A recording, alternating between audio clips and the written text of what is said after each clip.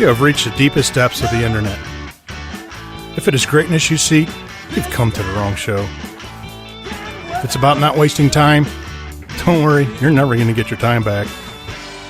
If it's knowledge you seek, just be aware, any knowledge gained here is going to be minuscule. So now it's time for Accost with Tony Gerdeman on the Ozone Radio Network.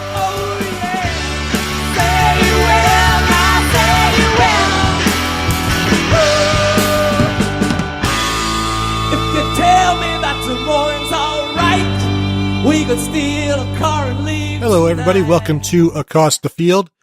I am Tony Gerdeman here, as always, with Shannon Sommers, our producer, and Tom Orr. Shannon, how's it going? I'm doing great. Thank you. You're welcome. Tom, we were unable to record on our normal day this week because I believe you were at a rally for misunderstood clowns. Is that correct? Yes, I had on my white cowboy hat and white cape, and I was trying to support what I feel is a very needy, a very deserving cause. I think, that is one particular clown that I think is very misunderstood. Did you have a picture of yourself in that getup that you were carrying around as well? I did. My finger guns were blazing last night, fast as they ever have. I think it was one of my best. One of my best public appearances ever. I made $25 by forcing people to take pictures with me. Now, a lot of times when you're at these rallies, there's an opposing rally across the street, and I'm wondering if there is an opposing rally where people were like holding up signs of finger guns with like the circle and the slash through it, like no finger guns allowed. Did you find any backlash or anything like that? Yeah, it was at least as big as like when the Klan protests has like a rally at the State House or whatever. There's that huge counter protest, and in my case, I think deservedly so. I deserve at least that much kind of backlash for supporting the type of activities that I did. Counter protesters about 30-1, at justifiably least, so. Police tear gassing people. It was a mess, but I'm here tonight. My eyes are all clear. The tear gas is gone, so now I'm all clear. So we're all ready to start our podcast. Good. We're happy to have you back, and I don't always agree with your views, but to each their own. I definitely don't agree with my own views. So, all right, he's a monster. Yeah, those are your words, Shannon. So this week, what do we talk about? Urban Meyer finally talked to the media briefly this past week at the actually it was on Friday at the annual Ohio State football job fair, and just gave a few updates since this is the first time he's talked since end of spring football.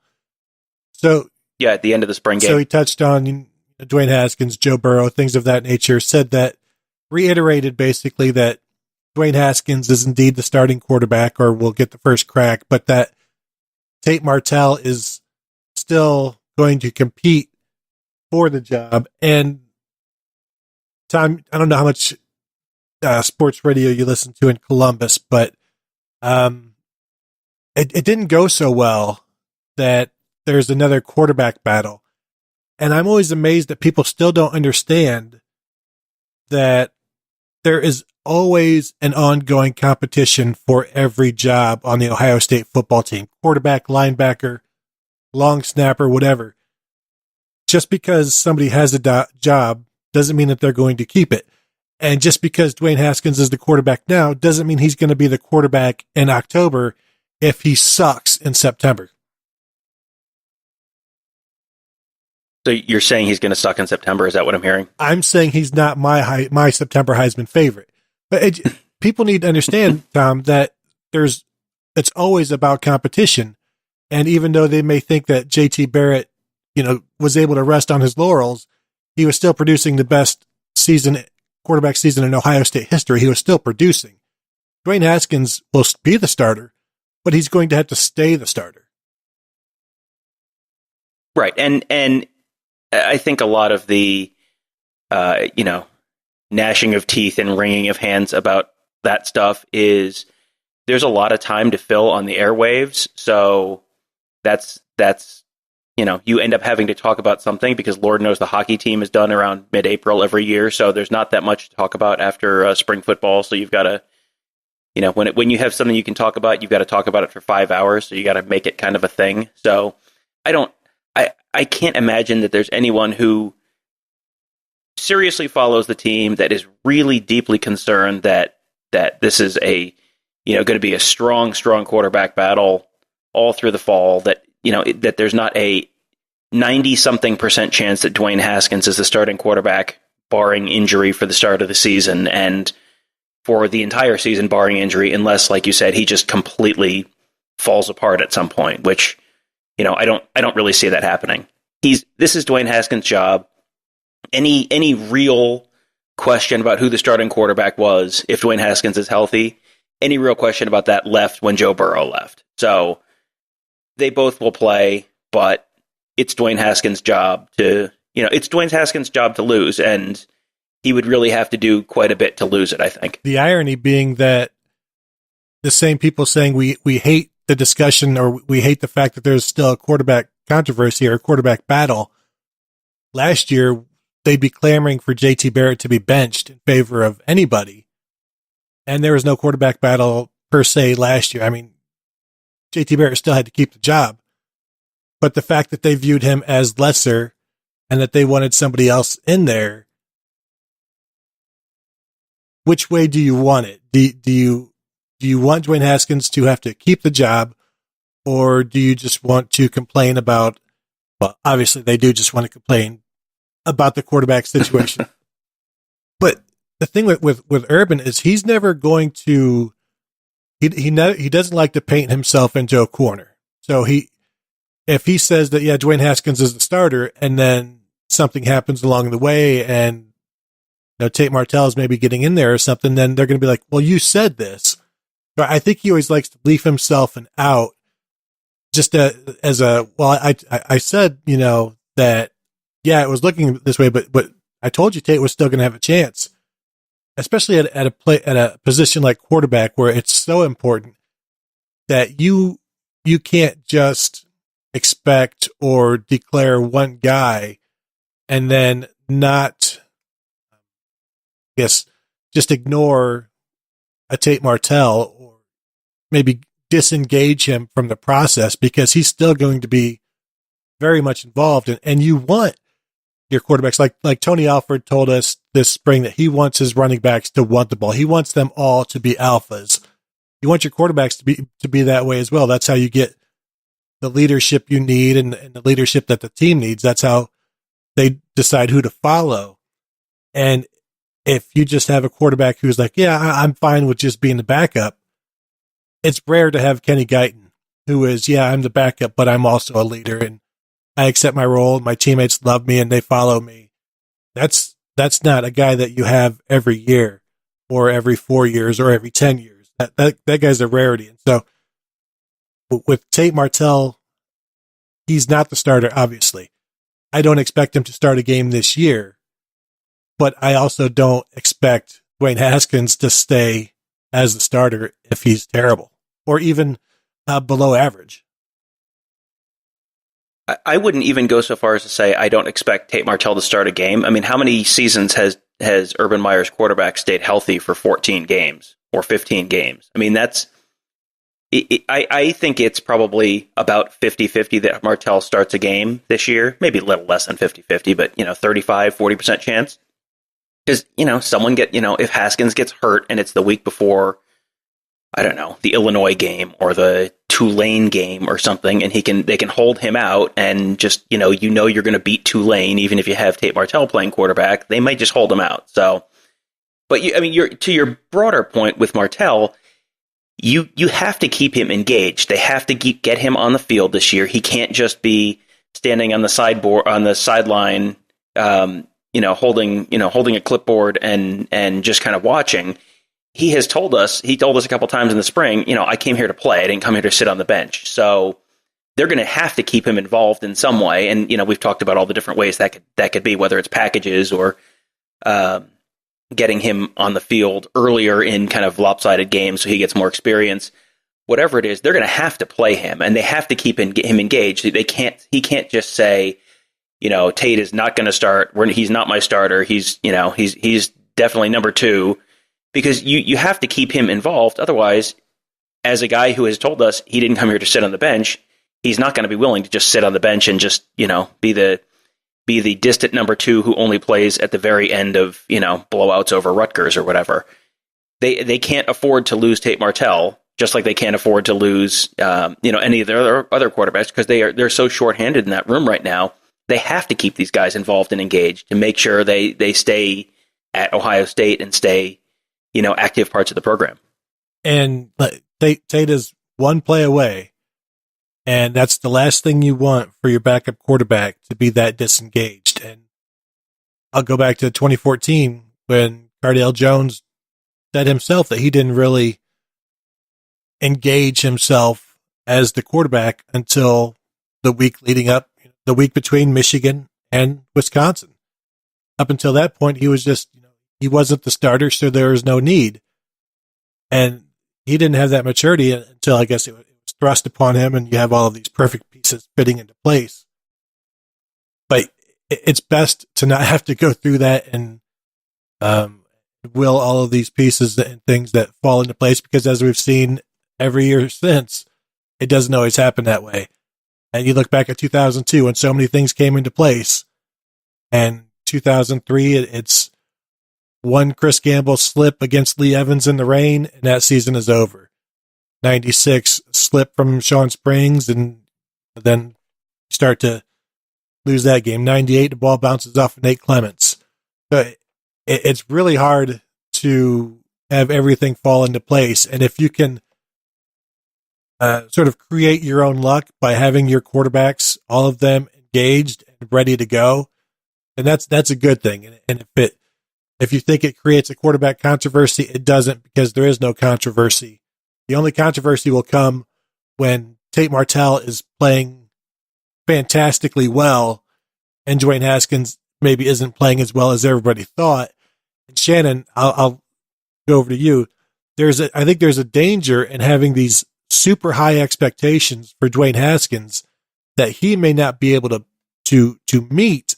And so he may be playing well enough, but do you think there's a danger in him not playing to the fans' expectations or the media's expectations, and then they start clamoring for this Tate Martell who makes some plays here and there and looks good when he gets a chance, but he's never had to do this whole thing? So is there a danger with these expectations that people have for Dwayne Haskins? The backup quarterback is always the most popular position. It seems like no matter what sport, or, not sport, but whatever team, NFL, college, whatever, I think a lot of people are sitting there saying, because of the fourth quarter of the Michigan game, well, that's the way he's going to be every game. And I pointed out, even though it was the wrong game, but he's had some bad games like Illinois, and he wasn't terrible, but Storm and getting hit and everything, but the UNLV giving up an interception. He's going to have his bumps in the road and everything, and everybody just needs to relax and have some patience, because as we've seen during the spring practices, Tate Martell, he's going to be awesome as far as the shiftiness and running the ball, but if you want him to be playing, then you're going to go on back to the JT way, and we've seen what kind of arm strength that he had during the spring game. Tom, do you think fans are setting themselves up for a little bit of disappointment with these expectations that they've had for Dwayne Haskins since even last year, watching JT Barrett and imagining what Dwayne Haskins would be doing in this role? And we've done the same thing. Like the offense would be more open, and Haskins could have hit that. Just like whenever we watched JT Barrett get tackled after 17-yard run, like Braxton would have done this. Are people setting themselves up for disappointment with these expectations for Dwayne Haskins? I think absolutely they are, but that's what this time of year is for. This is the time of year when you're supposed to be dreaming the crazy, impossible dream about your team. Like this is spring training where every baseball fan thinks maybe their team's going to win 100 games this year. Maybe this is the year it's going to happen. And this is the college football version where you're coming off of spring, and all of your guys are, improved so much during the spring, and everyone's going to take a leap, and all the freshmen are going to show up, and they're going to be amazing, and it's just everything's going to fall into place this year. And, if you're an Ohio State fan, you have a much better chance of that actually happening for you than most teams do. But, think back to like 2015. I can very clearly remember sitting in my office with the company I used to work with and just BSing with people in my office about the 2015 Ohio State team and how absolutely explosive they were going to be. And, you've got Cardale and you've got JT and you've got Braxton, are they going to have, people were talking about, having all three of those guys in the backfield at the same time. And oh my gosh, all the possibilities. And then that season was just kind of for a season when they went, 12-1, that sort of felt very anticlimactic. So, you are sort of setting yourself up for disappointment by building it up too much in your head, but that's kind of what this time of year is for. And, worry about reality when reality shows up. Were you talking to Ohio State fans or Michigan fans with that whole, this is the best time of the year? It's, this is the time of the year before reality sets in. This is when you can shoot for the stars, and have hopes and dreams. And then, eventually it all comes crashing down because 3-star kid you just got, isn't the 5-star kid that Penn State got. Or, so are you talking to Ohio State fans? You talking to Michigan fans? I'm talking, at this point was talking to Ohio State fans, but I think Ohio State fans have a much better chance of their wildest dreams coming true in a lot of these seasons than Michigan fans have in the last, decade and a half or so. But, we've talked about Dwayne Haskins having kind of a wider delta or a wider kind of range of possibilities, for his season this year than maybe we're used to from an Ohio State quarterback, where if everything goes great, they could be a complete offensive juggernaut this year.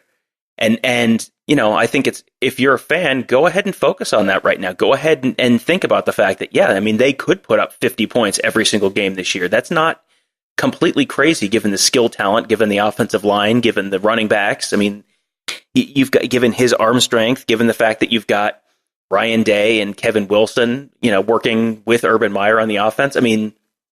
Those are all the pieces you would need in order to have that kind of season. That season doesn't happen every time. Sometimes guys get hurt. Sometimes things just don't work. Sometimes people figure out how to, like Virginia Tech in 2014, they put that bare front on the defense and just all of a sudden, boom, Ohio State's offense just can't adjust to it. And then when they adjusted it, they got it back going again. But you're going to run into roadblocks. You're not going to hit the, 100th percentile outcome every time, but you have a chance to have a remarkable season on offense. Just if they don't, if they're only scoring, only in air quotes, only scoring 40 points a game instead of the 55 or whatever you think they should be scoring every game, 40 points a game is still, that's still a pretty remarkable offense. So you should still try and enjoy that. Try not to be the guy who's, miserable because they're only beating teams 45 to whatever instead of 55 to whatever. What do you think is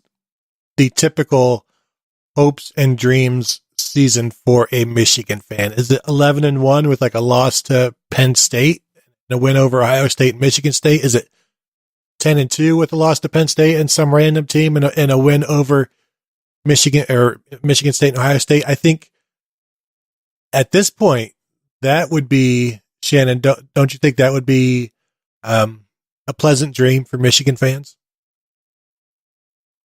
Well, anything would be a pleasant dream. It's all they do is they live in dream world. So, I can't really say if it's going to be a pleasant dream or not. Tom, do you think that just because of where they live at? Because the win over Ohio State, I think if you get that 8-win season, you take it. You want that monkey off your back. And then if you get that win over Ohio State, then whatever else happens in that dream is just icing on the cake. Yeah, I'm trying to go back to put myself back in my shoes from 1998 or whatever, and trying to remember kind of what my mindset was back then, because it's kind of the same thing. Except Ohio State was good then, and losing to Michigan. Michigan's not good now, and losing to Ohio State. But I think back then, you could have sold 90% of Ohio State fans on, okay, you're going to go 9-3 this year, but you're going to beat Michigan. And I think about 90% of them would have taken that in most years. Maybe not in 1998 when the expectations were so high, but in 1997, if you told Ohio State fans you're going to go 9-3, but you're going to beat Michigan, I bet the vast majority of them would have taken it. So, telling a Michigan fan now you're going to go 8-4, but you're going to beat Michigan State and Ohio State, I would bet the vast majority of them would take that right now and not have to think very long about it. Should I run a Twitter poll right now while we're I'll ask that very question. What, 8-4 with a win over Michigan State and Ohio State? Yeah, 8-4 with a win over Michigan State and Ohio State, or 10-2 with losses to Michigan State and Ohio State. Those are your two questions. They're your two answers. Okay. It's going to take me a while to type that. So let's go on to the next subject, and then I'll let you vamp. Here. There you go. Yeah, I'll just chat for a while on the next topic. You set me up, and I'll talk until you're done typing.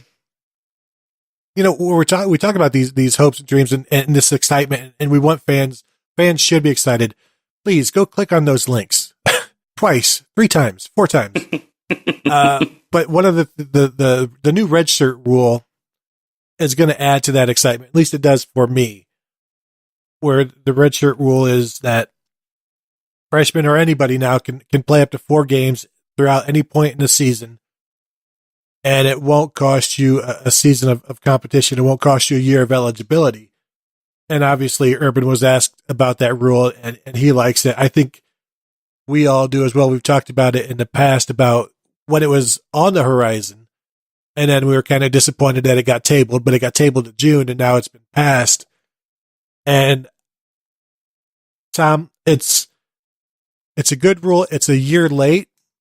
If we would have had it last year, we would have seen Tate Martell. But if we would have seen Tate Martell last year, I'm afraid JT Barrett would have so many less records. He would have fewer records. Dwayne Haskins would have transferred. Joe Burrow would have transferred. Maybe they would have gone together to LSU to fight for the LSU job. That would have been something. I love that role. And I mean, we've touched on it a little bit before, but just so in case you're not familiar with the specifics, freshmen or anyone can take a redshirt year, but still play in 4 games. So, if last year, for example, if Tate Martell wanted to play Tate Martell in the first 4 games of the year, or in any 4 games during the course of the year, or, play him against, just save him for Penn State and Michigan State, and then also for the bowl game against USC. You can play in up to 4 games, however many snaps you want, and then you can still take a red shirt as long as you only play in those 4 games. So, I mean, this is a win for literally everyone. The most shocking part of this story is that this was such a no-brainer, and the NCAA didn't find a way to screw it up. Like, I'm still kind of waiting for the other shoe to drop that, by doing this accidentally, now they're going to rule everyone ineligible or something just because it's the NCAA, and they will find a way to screw it up. But the way the rule is written right now, players get to have earlier experience. They get to, you get freshmen who can get out on the field, even if it's just, if you just have guys on special teams in some of the games, or let them play in the absolute bloods. Let some of the true freshmen play against, when you're up by 50 points against Tulane. Save them from when you're up 1,000,000 points against Rutgers or Illinois or whoever your blowout wins are going to be this year. Give those guys a chance to play, start getting some experience. Because I mean, every time we talk to players, they talk about the fact that once they start getting reps, once they have, time on the field, time in the practice field, spring ball, that's when the game starts slowing down. Let them start getting real game speed reps, and that's only going to help them in their careers. I mean, for the teams, the coaches, they now have more depth, so you don't run into a position where, like the Alabama linebackers last year, they went super, super deep in their depth chart because of injuries. Now, if you've got a redshirt freshman who is, has been practicing all fall, and you're getting down in your depth chart, now you can take that guy, play him for a couple games while your other guys get healthy, give him some experience, and also not burn the red shirt. So, I mean, that's huge. And then for fans, I mean, as an Ohio State fan, you probably are used to really caring deeply about your bowl game because you're not playing in the the Liberty Bowl or the Outback Bowl or the Holiday Bowl or whatever. But this is a reason to care about all of those games, because now, instead of playing, in the Boise, Idaho Potato Bowl and not having any reason to care about the game, now you can see your quarterback of the future or your running back of the future or your whoever of the future get some of that game action and without blowing the red shirt. This also kind of helps prevent coaches from doing one of the dumbest possible things. I think Butch Jones did this at Tennessee last year or 2 years ago. He kind of got desperate at the end of the year and tore a red shirt off a kid and played him like 12 snaps. And it killed the kid. The kid loses a year of eligibility and it's for 12 snaps. So you're potentially kind of saving some coaches from themselves as well, from really hosing kids in sort of short-sighted moves like that. So, Gerd, have I talked long enough that you finished posting your tweet? Can you just, I'll post it right now. Now, yeah, I posted it. Shea Patterson, his freshman year, had his red shirt burned the last 3 games of the season because they needed somebody. And under this rule, he would still have that extra year of eligibility, which Michigan could definitely use until, obviously, Shea Patterson goes number 1 overall after this season. So I'm thinking, like, who am I looking forward to watching that we maybe wouldn't have gotten to see?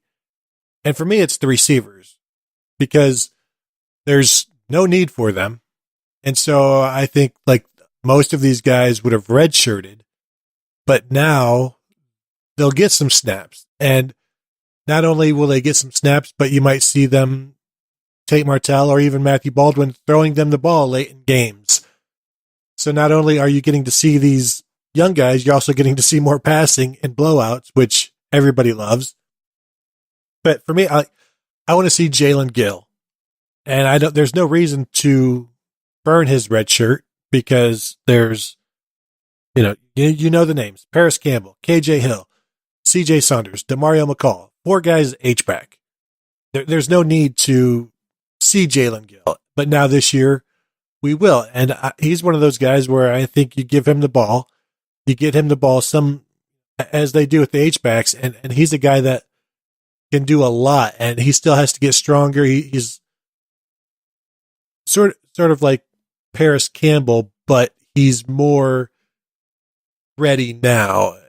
Paris Campbell was a year younger than his class, and he needed to develop, and he's still developing. And I know what you're thinking right now. But Jalen Gill, he's a slight guy. He may be 185, 190. He obviously needs to get stronger, and he will, but give him, let's see what he can do this year. Another guy would be, I think Cameron Babb might play regardless. But, we'll get to see him. Cameron Brown, is he a receiver? Is he a corner? He's one of those deep threats, perhaps, that Ohio State hasn't had. Chris Olave for sure. I wouldn't have seen him on the field. We would have seen, like Elijah Gardner last year, just to get a little bit of a glimpse. And, that's all we got with Jalen Harris and Trayvon Grimes. But a little is better than nothing. And the Christian Smith, where does he fit in? At least now we'll get to see, can he be that X or be an X behind, Jalen Harris? He'd be the number 4 guy right now. There's no need for a number 4 on a group of receivers like Ohio State. But we'll get to see these guys, see what they can do, see which pups bite, and see if there's a David Boston or a Michael Wiley type of debut. And for me, it just adds a little bit more excitement. Tom, is there anybody that you're particularly looking forward to seeing that maybe we wouldn't have seen without this rule? I'm pretty intrigued to see Brian Snead, who's probably the 4th running back at this point behind J.K. Dobbins, Mike Weber, and Master Teague, simply because Teague was in for the spring. And I think that the assumption probably from a lot of people was that Ohio State was going to redshirt one of those running backs, space him out a year, and that since Teague was here for the spring, it looked pretty good in the spring, that it would probably be Snead. Well, now you've got a chance to play Snead. I don't know which 4 games they'll use him for, but, if he's in there early to middle of the season, maybe he plays well enough that he earns the right to stay on the field. I mean, you hear about guys all the time who are not like great practice players, but, turn into pretty good players during games. I mean, Khalil Tate, from Arizona. That was always his rep. He never showed out really during practice, and so he had a lot of trouble getting on the field. And then once he got on the field, it was like, oh, and now he ran for 327 yards in a game against Colorado. So you never know. Like maybe there's a guy who they're planning on redshirting. They play him a few games at the beginning of the year, and he earns his way onto the field for more than that. One thing I was interested, Gerd, in your take on was, if you're a team like Ohio State and you have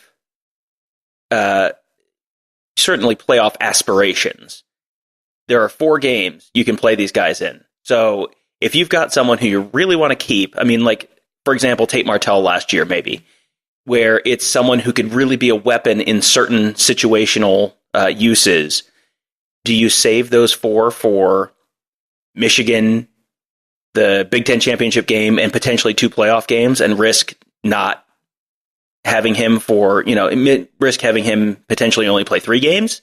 Do you save one of those games for a potential second playoff game? Or at this, I guess maybe at that point you're, if you're that explosive, maybe they're not going to redshirt you and they're just going to play all year. What do you think? Do they potentially save a redshirt freshman's 4th game for a second playoff game? I tweeted after the rule that the Michigan wrinkle this year would be 20 players, 20 true freshmen that Michigan has never seen before, and that's when they make their debut. Is Ohio State just unloads all of these freshmen on Michigan, and there's no film or anything. But I think I don't think you can hold them back for the postseason. But there's also this line of thought that this encapsulates, this gets to your point, Tom, or to your question.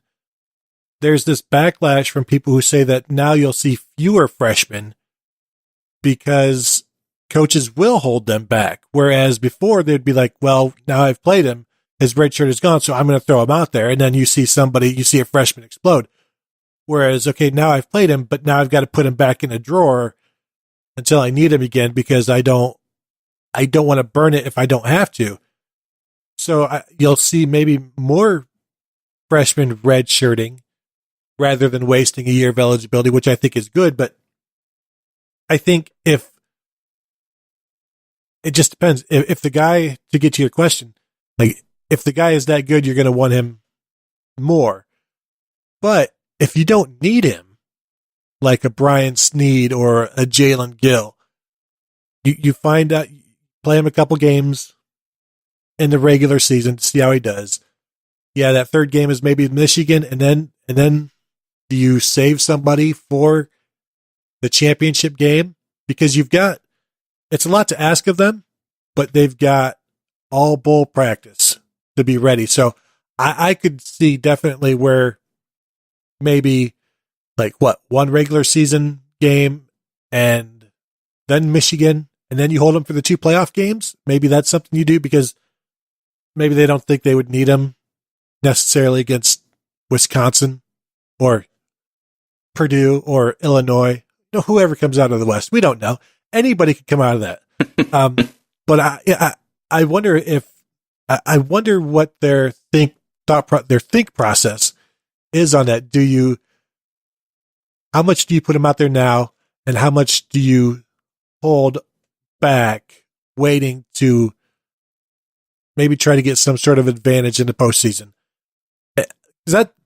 I could see them maybe treating those guys like, you play them 3 games by the end of the Big Ten championship game. You've played some of these guys 3 games, and then as far as the playoff goes, you kind of treat them like you treat like your 2-point plays, where you've got them and you don't use them until you really need them. And so maybe you go through the first half of your first playoff game, and I mean, we'll just use the 2014 teams for an example. Just you get through the first half of the Sugar Bowl and you decide, nope, we don't need to use our secret freshman weapon in the second half against Alabama. We're going to try and do it without him so we can save him for the Oregon game, or whoever the teams are this year. And if you need them, it's a break glass in case of emergency kind of thing. I don't know. You probably have, if it is a Tate Martell, let's use Tate Martell from last year because it's just kind of a good, easy front of mind kind of example. If you get into the playoff, your first game, and you have your 6-play Tate Martell package, and your first playoff game is against USC, and you're up 24-7 on USC like they were last year. You just keep him on the bench and you save him for the next game, and then you have that as your sort of surprise ambush package to run against whoever you're playing in the next playoff game, the national championship game.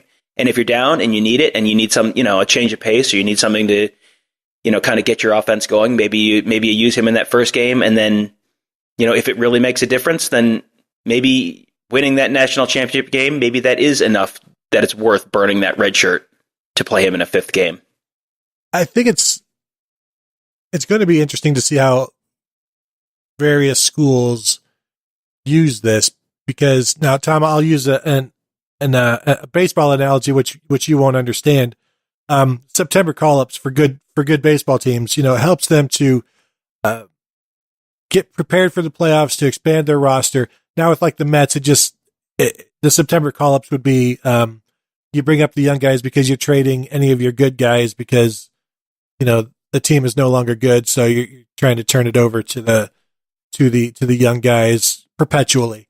But for like a good team like Ohio State or the Cubs, these September call-ups bolster a lineup, and then you just have to figure out where to use them. And I could see where you hold, I think maybe you hold 1 game, 2 games back, but yeah, it'll be fun to talk to Urban about that in July to see, are they even thinking that far ahead? Maybe we think that far ahead. Are they even worried about that at this point? Because they don't even know who's going to be able to play.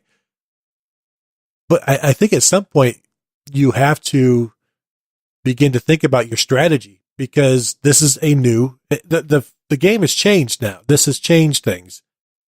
And Nick Saban is always one step ahead, is trying to figure out, okay, what are we going to do? How are we going to do this? And for Ohio State, Alabama is the target. And you would think that they'd be thinking about this as well. Maybe not yet, but they meet for hours on end every day. Like, when do they should pencil this in at some point as well. Yeah, I'm interested to see how that turns out, because it's another new aspect to the best game on the planet. It's, first of all, I will thank you to remember that the Mets, when they do their 40-man call-ups in September, will also be able to institute a Tim Tebow package this year. So you have that to look forward to, watching Mets games in September while they're 900 games out of first. And also, allow me to assure you, dear listener, that Ohio State's coaching staff has given this a tremendous amount of thought and had a number of meetings about this already. They won't tell us that they have. They will tell us that they're not worrying about that right now. But when you are coaching at this level, I mean, you brought up Nick Saban. Nick Saban, a year or two ago, before, I think one of the playoff games or before the national championship game, somehow it came out that Nick Saban had like a 15-minute meeting about the coin toss and what they were going to do about the coin toss. If coaches at this level are having 15-minute meetings about the coin toss, dear listener, they are having meetings about how are we going to use this new rule with our immensely talented pool of freshman talent.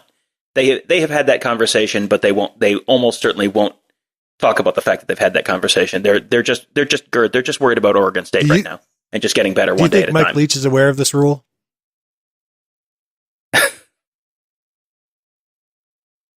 Boy, let's go to the next topic. Let's go to the next topic. That if you have been on Twitter.com, you know why I'm not saying anything this week. The new transfer rule that was also passed this past week, where players no longer have to ask permission to contact the school or whatever. Basically, they tell their coach, I want to transfer, and the school has 2 business days to put them on in a database that other schools can then mine and watch and see, who's on the transfer list this week. And then they can make contact and just get together. Urban said he's okay with it. He's not a fan of players transferring when he thinks it's the easy way out. And he's not a fan of players transferring unless, Tom and Shannon, unless he needs them to transfer because he signed too many players. So, Shannon, the transferring, is the rule gone far enough for you, or do you want to see more freedoms, more leeway, or is this a happy medium for you? Because the players would still have to sit out a year, the undergraduates. So really, all that has been solved here is that coaches can't stop them from leaving to go to a certain place. Yeah.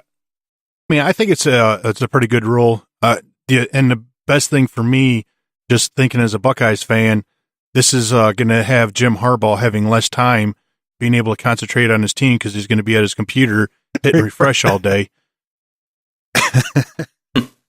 But I figure, I mean, a lot of people, said that if a coach gets to leave and he doesn't have to sit out a year, a player should be able to. But there might, if they had some kind of loophole that, if the coach up and left or something, but then you're getting too much into gray areas. And you need something that's universal. And I think that, pretty much they're starting to get there right now. And it's kind of fair across the board. Tom, I'm not in favor of players not having to sit out. Like, I think they should have to sit out unless the school that they're leaving from is like, no, they're fine. They can go play right away. Because if there's no deterrent from transferring, then there's just going to be more transferring and constant transferring. And now that's going to lead to schools being like, Urban Meyer might be okay with it, but you better let schools oversign by 10 or, however many, because if you make it easier to transfer, then players are going to transfer. And now you've got 77 guys on scholarship. And this next signing class, you're going to have to bring in 30 guys, and then rosters start to get out of whack. And now you've got 17 sophomores, 35 freshmen, 22 juniors, and the classes get out of sync, out of weight. And I think you have to control it a little bit more. Yeah, this is a good sort of intermediate step where there was no real reason that you should be able to block a person from transferring to another school. I mean, that's like a non-compete in a professional contract, which, I mean, we're constantly told these aren't employees, so I'm not sure why you would have a non-compete in a professional contract if these aren't employees. So not being able to block people seems like a real good intermediate step. And I can absolutely see the argument to not have, to have people still have to sit out a year, because you do, to a certain point, have to have a little bit of a deterrent to that, because for exactly the reason you mentioned, that you need a little bit of stability. You don't declare the entire NFL or the entire of Major League Baseball free agents after every single year, because otherwise it would be complete chaos.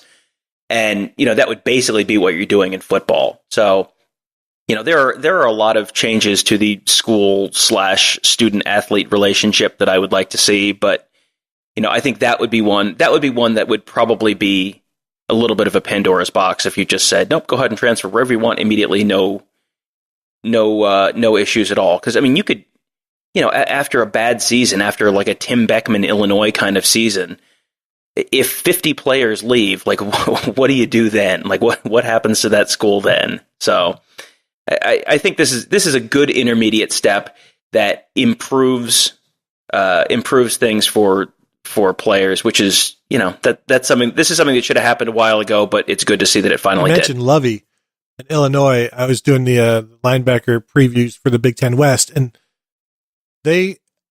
last year they had, well, after last season, they had 4 linebackers transfer out who still had eligibility, and that's with some of them having to sit out. One or two were graduates, but just imagine, okay, anybody can go. And Madden has a feature where it's like a fantasy draft, and everybody is just put into a draft pool, and then you just pick players, and it would kind of be like that, where you think Jim Harbaugh is refreshing now. Just imagine all of these transfers are put onto this list, and he might be late for games.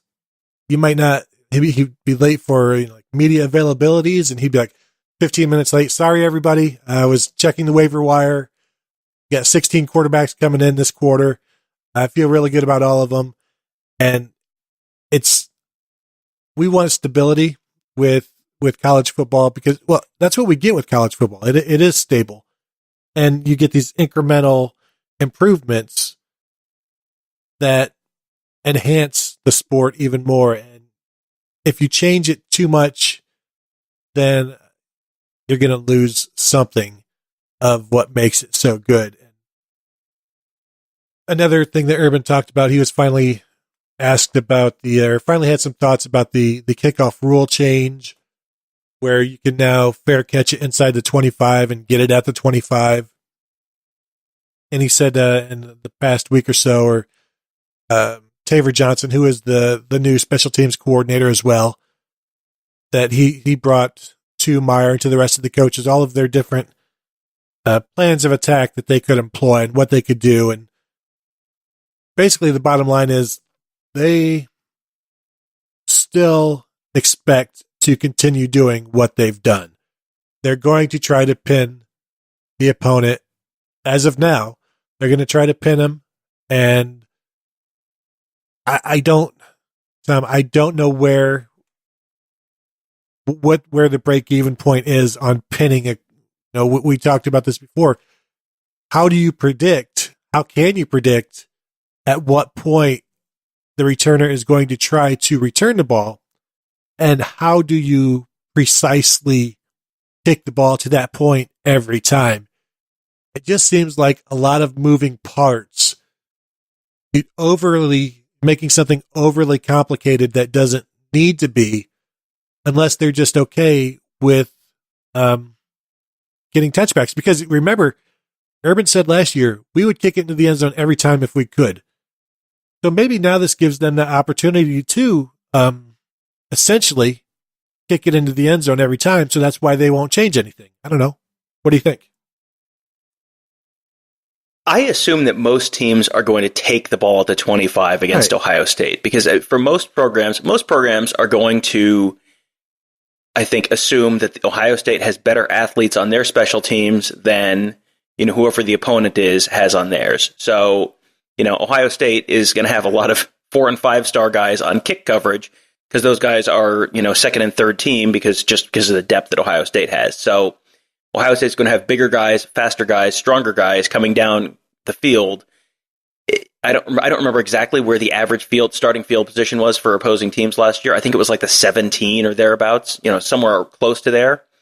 And I don't think it takes a whole lot of calculating for opponent, for like an Oregon State or a Tulane or someone like that to go, okay, well, we're obviously better off taking it on the 25 than we are trying to get around the corner against a bunch of 4- and 5-star guys on the coverage unit and, maybe getting tackled on the 13. So, I think Ohio State probably goes into this season with the idea that they're going to do exactly what they did last year, but that plan probably will change at some point to either, maybe they keep trying it and just accept the fact that they're going to get a bunch of touchbacks.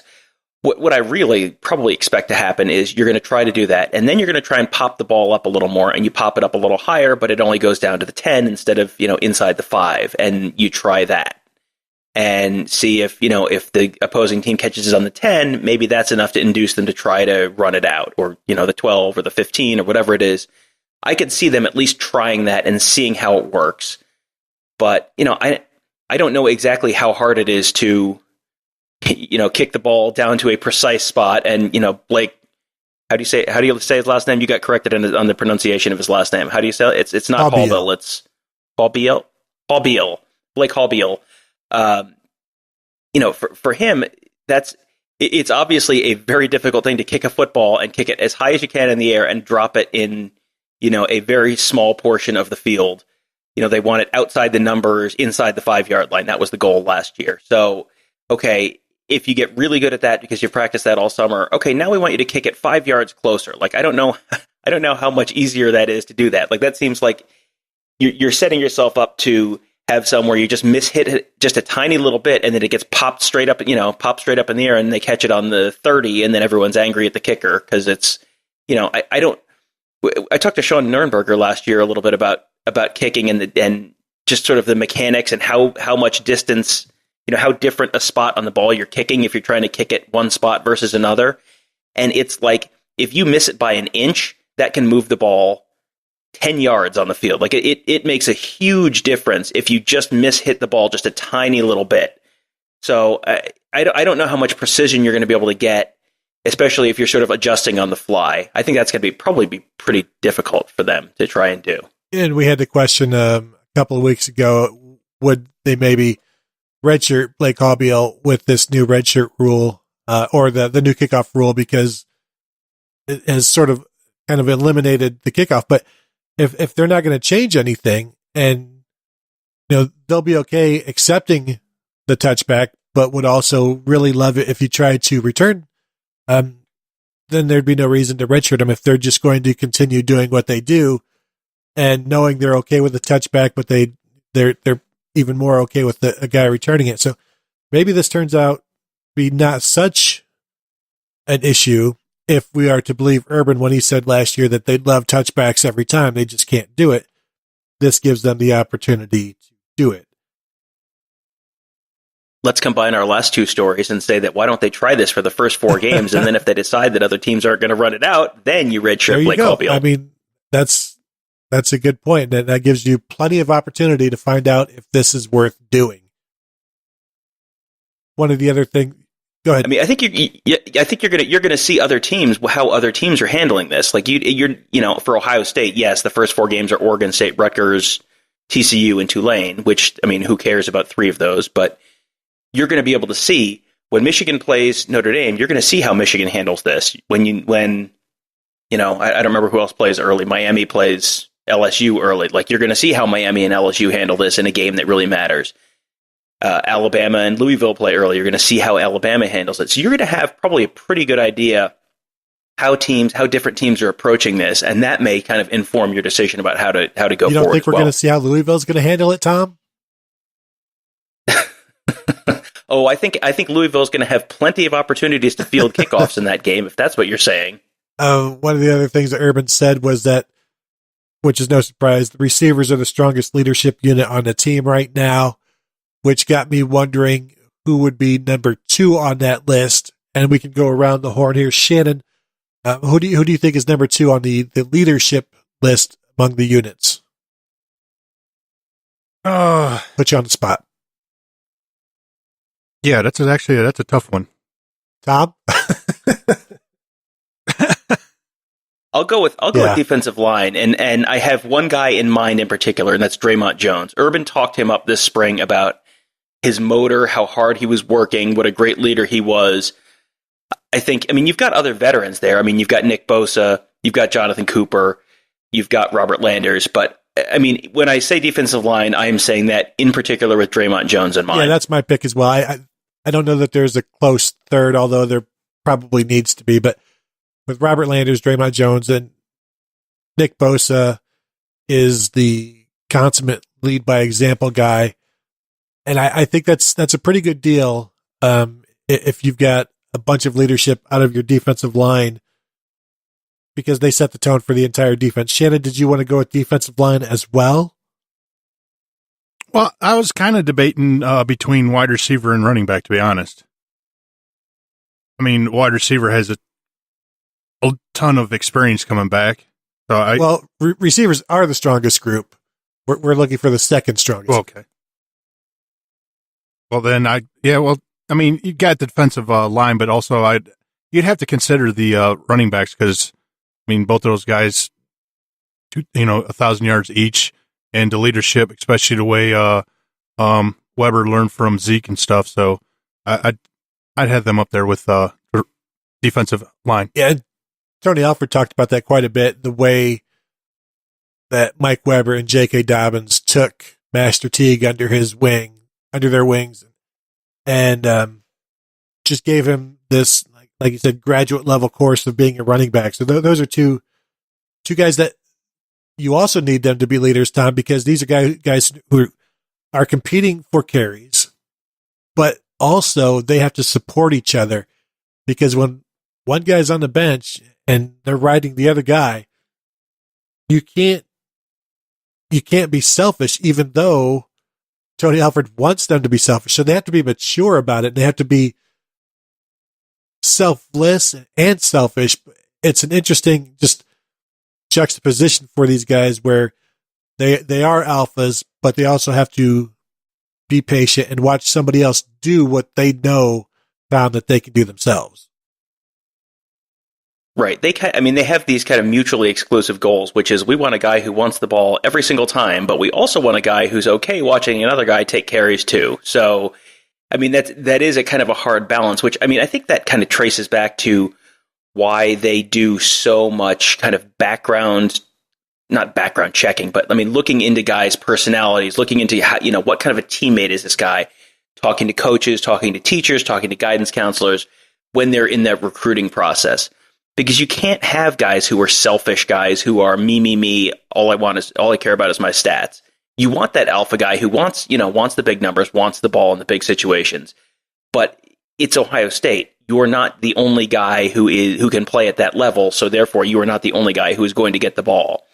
So you kind of have to strike that balance. And like I said, that's why they make that such a point of emphasis in recruiting, is finding guys who they think can do that. And I think with Weber and Dobbins, by all indications, they're pretty good friends off the field. And, the position room is pretty tight, just personally, the three of those guys. And Antonio Williams was right in there as well when he was here. If you're friendly with a guy, maybe that makes it a little easier to, be happy for him when when he is, quote unquote, taking your carries from you. Maybe that makes it a little easier if you're kind of personally friends off the field as well. All right, 30 minutes into that Michigan poll. Anybody, Tom, you want to take a guess at what the percentages are right now? Are we limited is this limited just to Michigan fans, or is this just everyone? I specifically worded the tweet for only Michigan fans. So. Okay. Well, then I'm sure it's fine.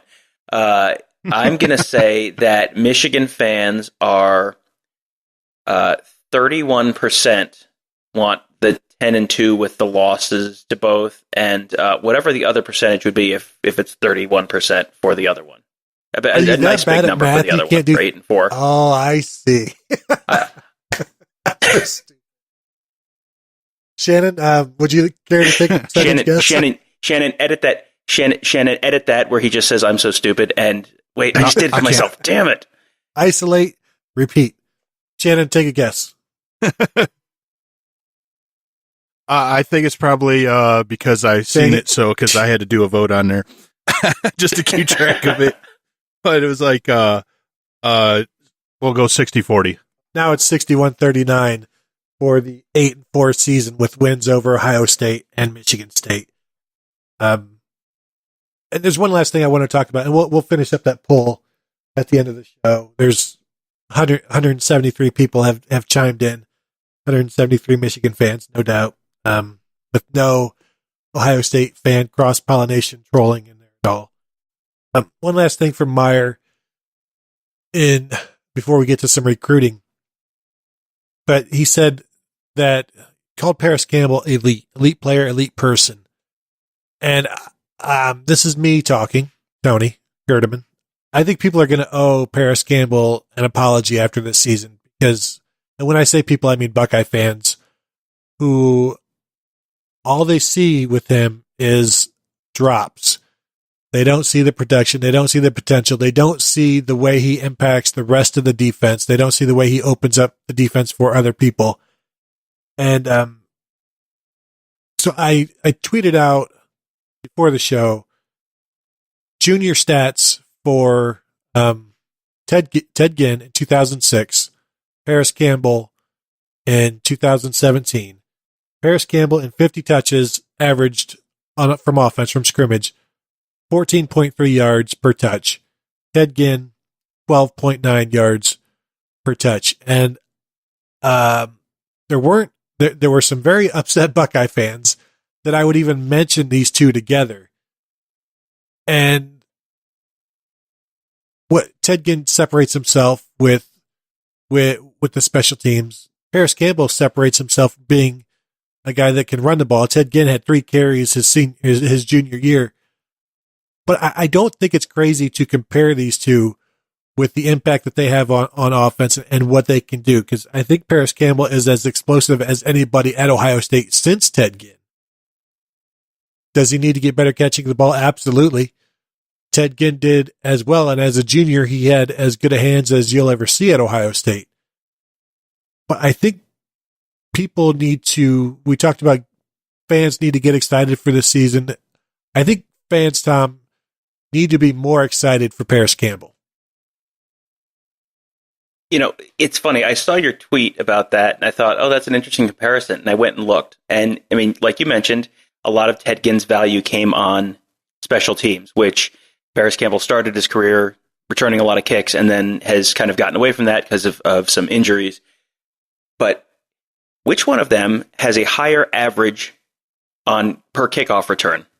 Which one of them has more yards per kickoff return? I'm going to guess Paris Campbell. Shannon, who do you think? I'll go with Campbell. Wrong, it's Troy Smith. No, just kidding. It's foiled again. I'm such an idiot. Ted Ginn.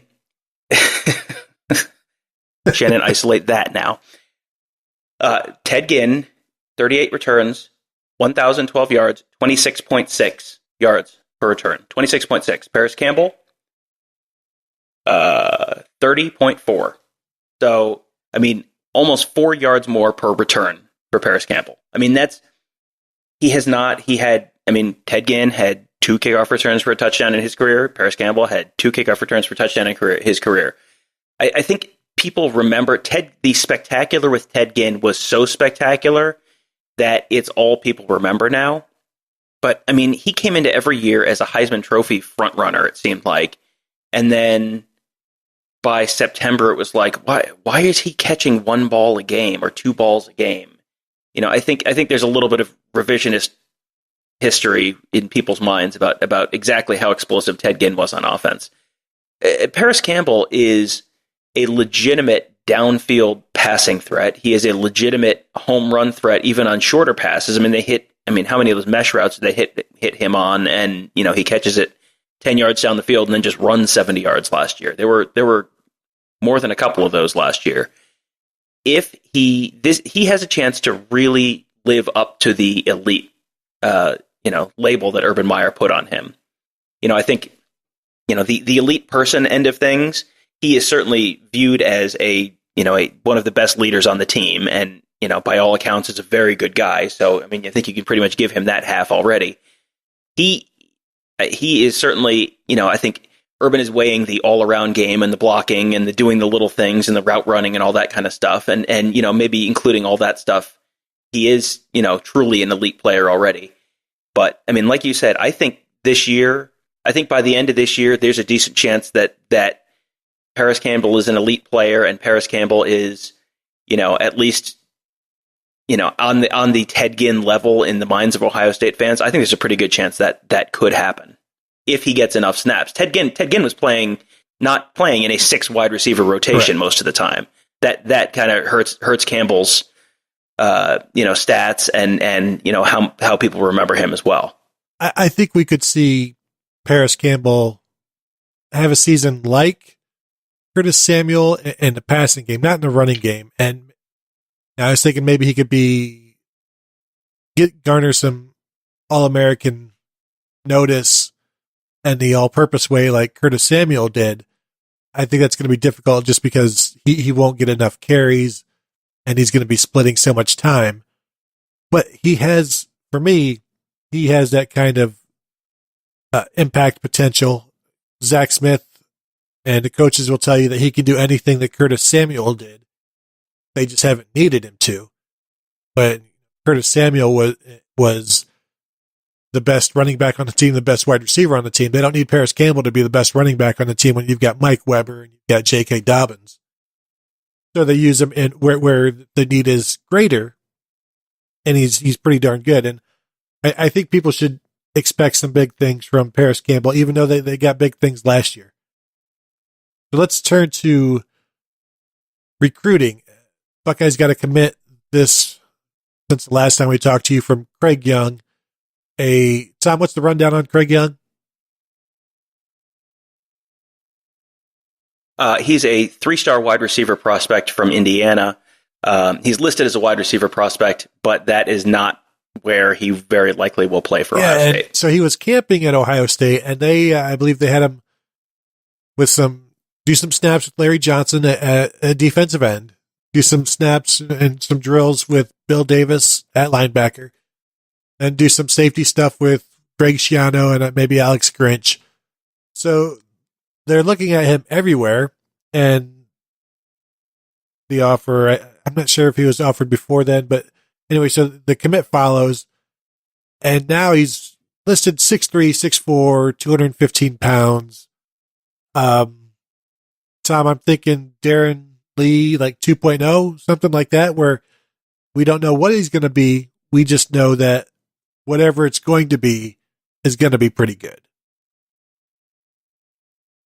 That's, I think, the kind of very natural comp here, because Darren Lee, I mean, if you don't remember, Darren Lee came in, he was a quarterback at New Albany High School, and was a 3-star prospect. And I don't remember exactly where he was rated, but he was like 500 or 600 overall in the class at that point. I'm not going to out who it was, but I had a friend of mine at the time who was a big recruit, not like a professional recruiting reporter, but just followed recruiting extremely closely. And he texted me after they said, "Why are they wasting a scholarship on this kid?" And I mean, you see how that turned out.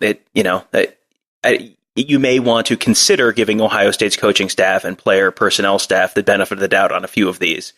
They tend to do a pretty good job of identifying these guys. He is very similar to that Darren Lee profile. He's a little bigger, but he's listed on the opposite. He's listed as an offensive guy, rated low, but I mean, physically gifted and won an offer at camp. I mean, that's a very natural comparison. I mean, you mentioned them repping him at all 3 levels of the defense.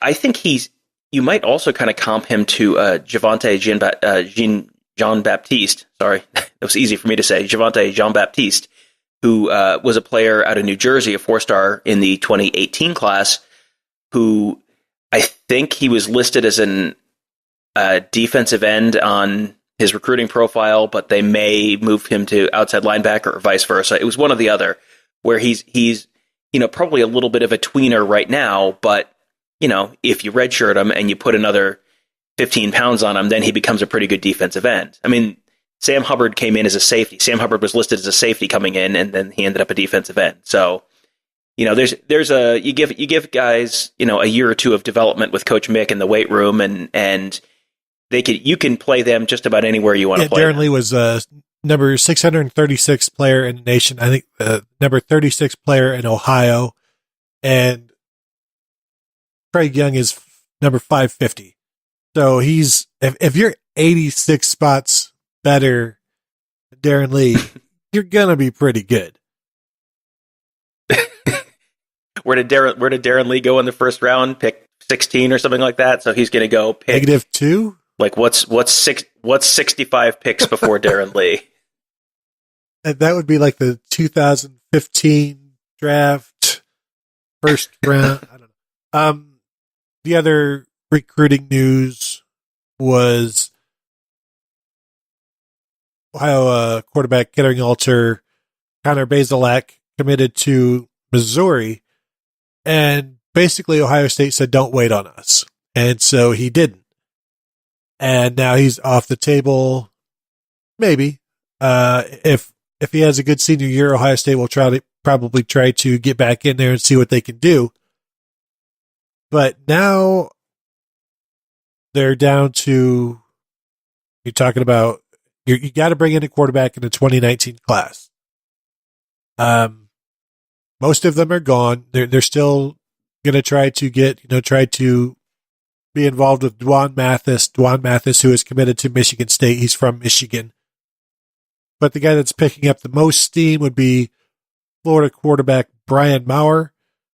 he was like a 3-star guy, but going to the Elite 11 finals, and everybody that sees him likes him more and more. I read an article from somewhere in Florida that quoted him as having a 4.51 40, which sounds pretty impressive. I don't know how accurate that is. But just another guy that he'll be at Ohio State this weekend at Friday Night Lights. Does not have an Ohio State offer yet. I don't know if will that be the one offer he's looking for right now? He's said in the past that West Virginia is his leader, so you would think an Ohio State offer would move the needle for him. But also, Tom, he's at a point right now where Ohio State's not going to be the last offer he gets, I don't think, because it's a bad quarterback class. There's only so many. Not everybody has one. And so schools are going to be scrambling a little bit. And anytime a big school offers one of these guys, it catches everybody else's attention. And not that they aren't aware of him now, because they certainly are, because the pool has dried so much and everybody's going to be trying to, I guess, drink out of the same pool that consists of only a couple of guys. Right. I mean, you're the girl at the school where with a lopsided male to female ratio, and a lot of the other girls have gotten asked to prom, and there's a whole lot of guys there and not very many girls. So, you can be pretty choosy at that point, I would think. He's an interesting prospect, Maurer, because he's ranked pretty well. He's the 18th overall pro style quarterback. He's, I think, invited to the opening finals. He was an Elite 11 quarterback. He has offers from coaches with good reputations developing quarterbacks like Dana Holgerson and Jimbo Fisher. I mean, those are guys with, reputations for knowing what a good quarterback is and being able to develop a good quarterback. So all of that kind of, he fits that pro style size. He's 6'4". He's decently mobile. He averaged 5 yards a carry, rushed for 6 touchdowns last year. He's checking a lot of boxes there. And then you look at his stats from the last couple of years, and it's like, He completed 57% of his passes last year with an 18-13 touchdown to interception ratio in high school as a junior. That's a little bit of a red flag. Now, I mean, I certainly don't think that means he's not an Ohio State caliber player. I don't think that means that at all. There's just a real disconnect there between the on-field stats and a lot of the other stuff, a lot of the honors that he's sort of receiving and the attention he's getting from people who know what a good quarterback looks like. There's a little bit of a disconnect there with those stats. So, I mean, like you said, Ohio State needs a quarterback this year. And if he's, if he is a quarterback, he is a quarterback that there is reason to suspect that he is a quarterback that can play at the Big Ten level. So, if they get him, then I think they would probably be pretty happy to get him. But it's kind of an interesting profile just because there's a little bit of a disconnect. Well, we can always go back to Troy Smith, who I think completed 49% of his passes as a senior. Tom, you can't always get locked up on these high school stats. Sorry. So you're saying he's going to be better than a Heisman Trophy winner? Okay, that's good. That's good. Let me write that down. That's pretty much what I'm saying. I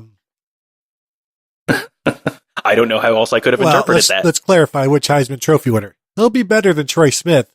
He will not be better than Tate Martell. But he will be here on Friday. Obviously. Well, obviously. Friday is Friday Night Lights, which moved from the third or fourth week in July to June now, so that they can incorporate these new spring official visits into Friday Night Lights and have basically pay for the players to make some of the trips. Now, these are players that Urban Meyer has said that he doesn't want to just hand out these official visits in the spring unless they are going to be deciding soon. So I think as of last count, there are 6 official visitors coming in. The key one is Zach Harrison, the 5-star defensive end from Lewis Center, Ohio, which is just north of Columbus, 10 minutes north. And he won't be committing because you're not going to be that lucky that quick, Buckeye fans. You have to wait this one out. He's not really into the whole recruiting process, which means he'll probably recruit sooner than later, but nobody is really expecting him to pull the trigger. Now, one guy who is maybe perhaps expected to pull the trigger is safety Jordan Battle from St. Thomas Aquinas. You might remember St. Thomas Aquinas from such players as Joey Bosa, Nick Bosa, Trayvon Grimes, Nate Sally. And Christmas Ape goes to summer camp. So he's the number 12 safety, 4-star guy. I don't even know much about the defensive end. Etanosa Rubin out of Missouri, a 3-star guy. Then you've got the 3 receivers who are all pretty impressive. Marcus Washington out of St. Louis, who is the number 10 receiver, number 62 player overall.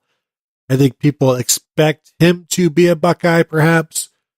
You've got Elijah Higgins out of Texas, the number 17 receiver. And then Jamison Williams, another St. Louis receiver, the number 26 receiver in the nation. And Tom, I saw you included my tweet in your Friday Night Lights story, which you can check out at theozone.net.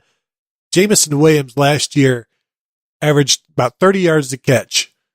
And so I go to sit down and watch his highlights thinking, well, 30 yards a catch, that means just bomb after bomb because he plays in some crappy conference that they can't handle his speed. He just runs deep. The majority of his catches are like behind the line of scrimmage. And then he just does, crazy speed stuff and doubles back. And really some of the most impressive highlights I've seen out of the receivers this year or the last couple of years. So that's a guy that is, Tom, pretty impressive.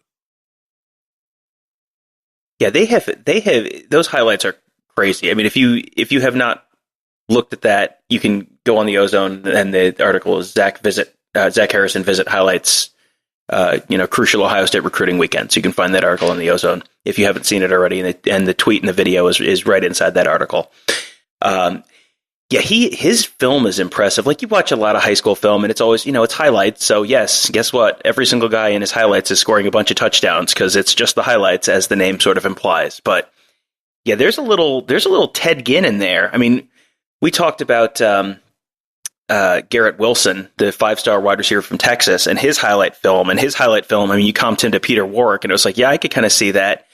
And I mean, who would you comp Jamison Williams to? I mean, Ted Ginn. There's some shake and bake back there. I mean, maybe the Curtis Samuel play against Michigan, where it's like you go one way and it's stopped, and okay, now I'm going to go the other way. I'm just going to outrun and people the other way. Careful when you talk about Ted Ginn. I mentioned something I wrote about Demario McCall as when he committed or whatever, that he has some Ted Ginn to him in the return game.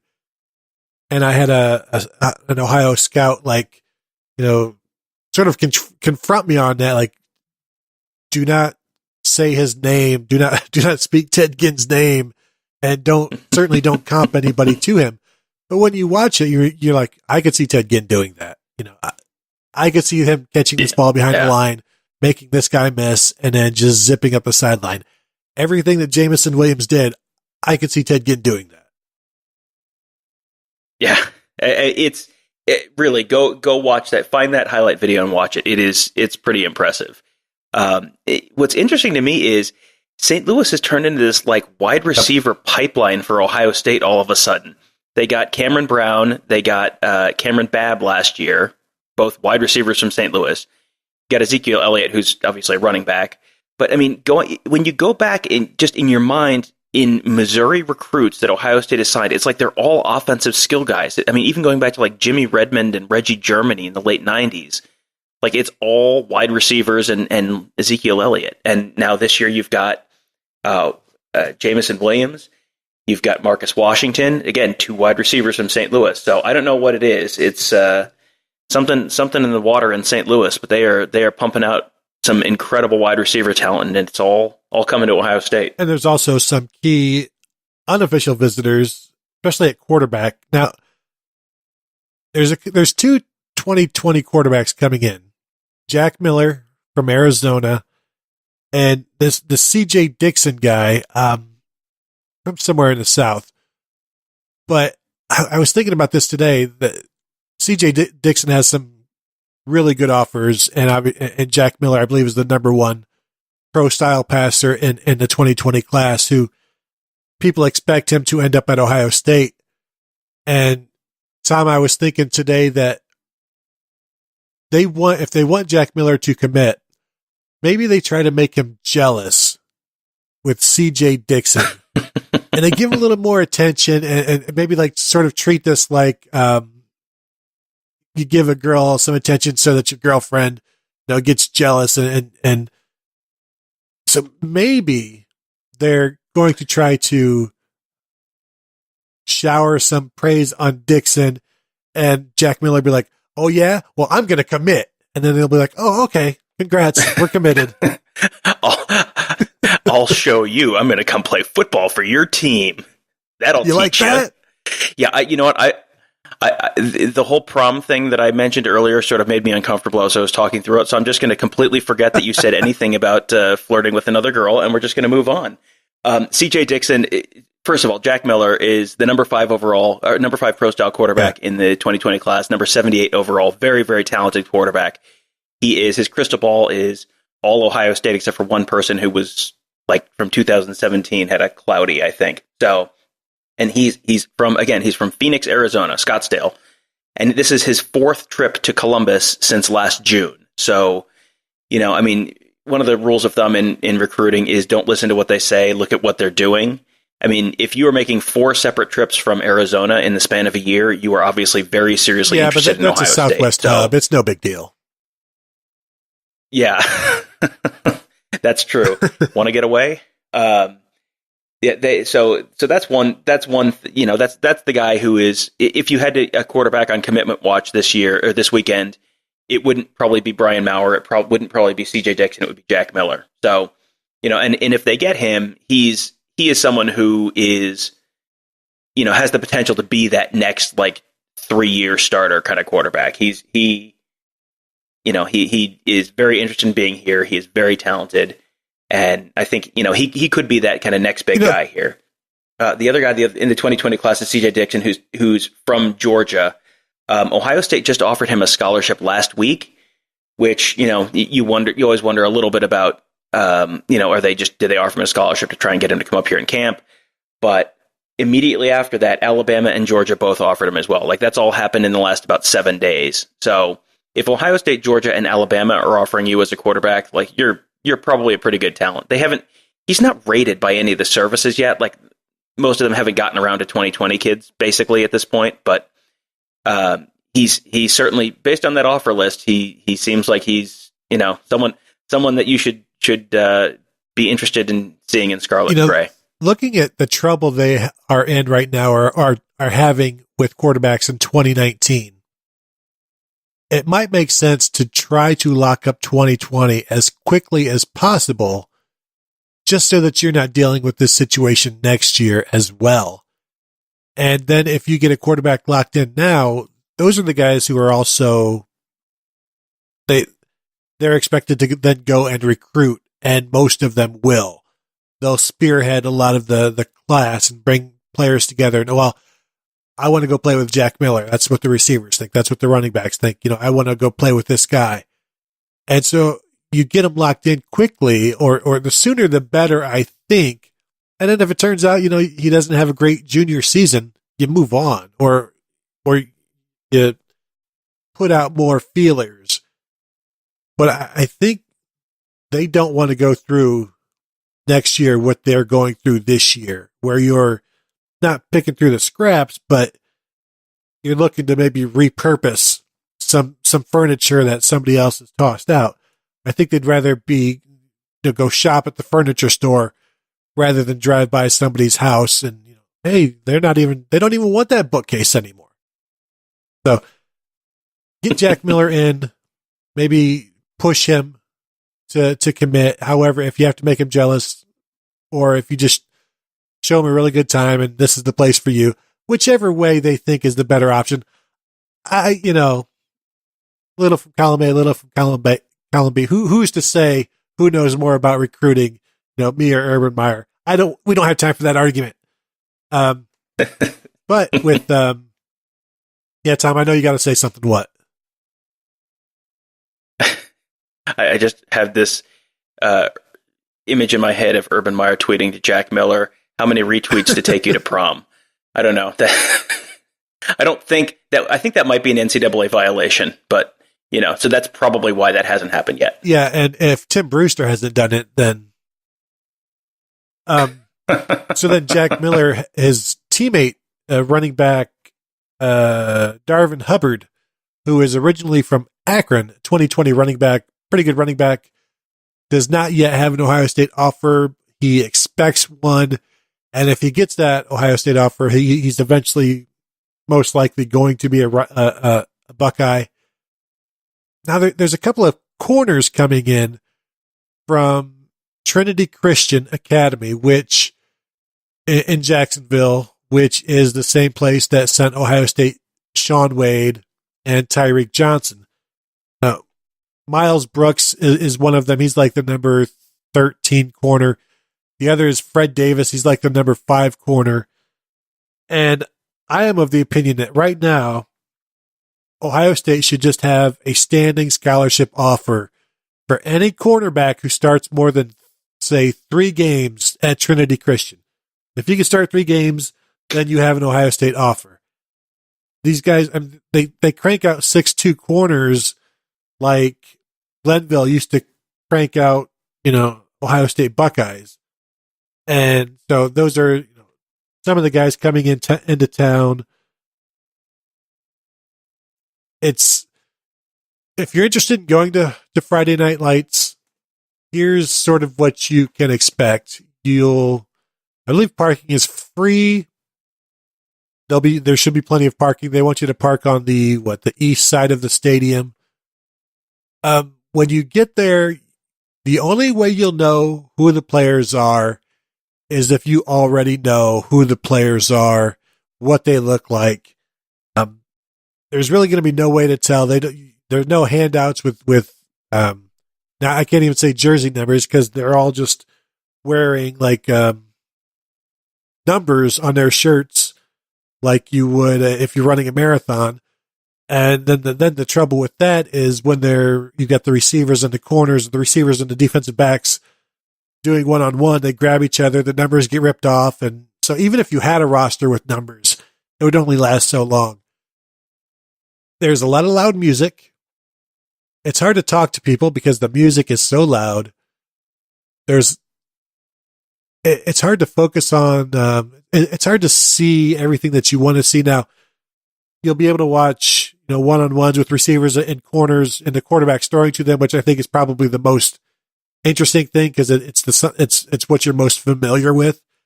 And if you know the players, then it makes it even more entertaining. But it can be a hard watch in the fact, Tom, that you just don't know who the players are per se, or you don't know who everybody is, and it's hard to see everything, and there's really no direction to what is going on. Like nobody directs your eye anywhere, so you might there's too much to see, so you don't really see much of anything. Yeah, it's probably more like I just want to go sit in Ohio Stadium and see some type of football-like substance. Like it's like the poor man's spring game, basically. Like the poor man's spring game without a program or jersey numbers on any of the players. So the only way to properly prepare for this is to spend days staring at headshots of high school boys, which that's kind of a little bit of an awkward way to spend your week and probably a little hard to explain if your spouse or significant other walks in and sees you staring at pictures of high school boys. That's probably setting you up for a little bit of an awkward moment. My question for you, Gert, you mentioned the loud music. Do you think we have to have a commitment watch for one of the 5-star DJs in this year's class, Giovanni? That's a reference that only 6 of us get. But I appreciate it. There you go. We basically just do this show for you anyway. It's all inside jokes just to make me happy. That about wraps up so we've talked recruiting, we've talked Urban Meyer. One thing we did not get to last week because we had an abbreviated show. And when I say abbreviated show, I mean we had a 1-hour show. We didn't get to all of our listener questions. In particular, some really great topics sent by one forum poster who sent all of these different talking points and questions. And there was no way to rush through them. Plus, Shannon wasn't here, Tom, and I really wanted Shannon to read the questions because they're a paragraph long each, and it will involve Shannon more. I know he hasn't been involved very much in this show, but I've been keeping him rested, knowing what was coming. So I did this for him. Makes me a pretty good person. It's kind of like podcasting fantasy camp, really. So now he's properly warmed up, and now it's time to get in the bullpen cart and come out of the bullpen and get on the mound and read the questions. Well, hopefully I don't met this and do something, pull my throat or something. Pull a vocal cord. So all of these questions, let's see, there's 5 or 6 of them, all come from a poster on the forum named Couch Burner, which is a very good handle.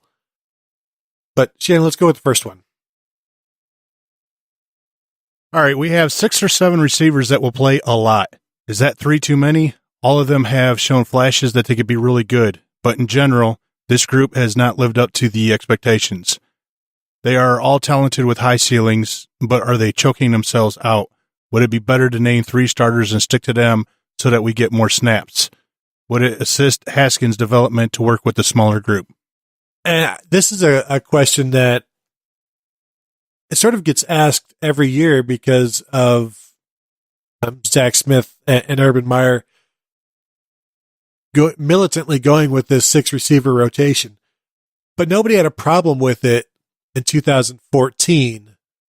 And people maybe only remember like Michael Thomas and Devin Smith and Evan Spencer, but there was also Jalen Marshall and Corey Smith, Dontre Wilson. So there was a rotation there as well.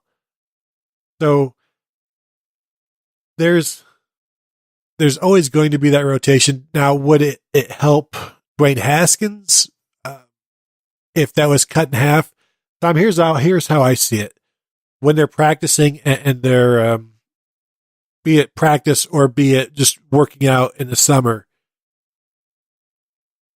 when you've got 3 guys lined up and you snap the ball and you throw it or whatever, are you going to get more work done if you wait for those guys to come back, or are you just going to put the next 3 guys up?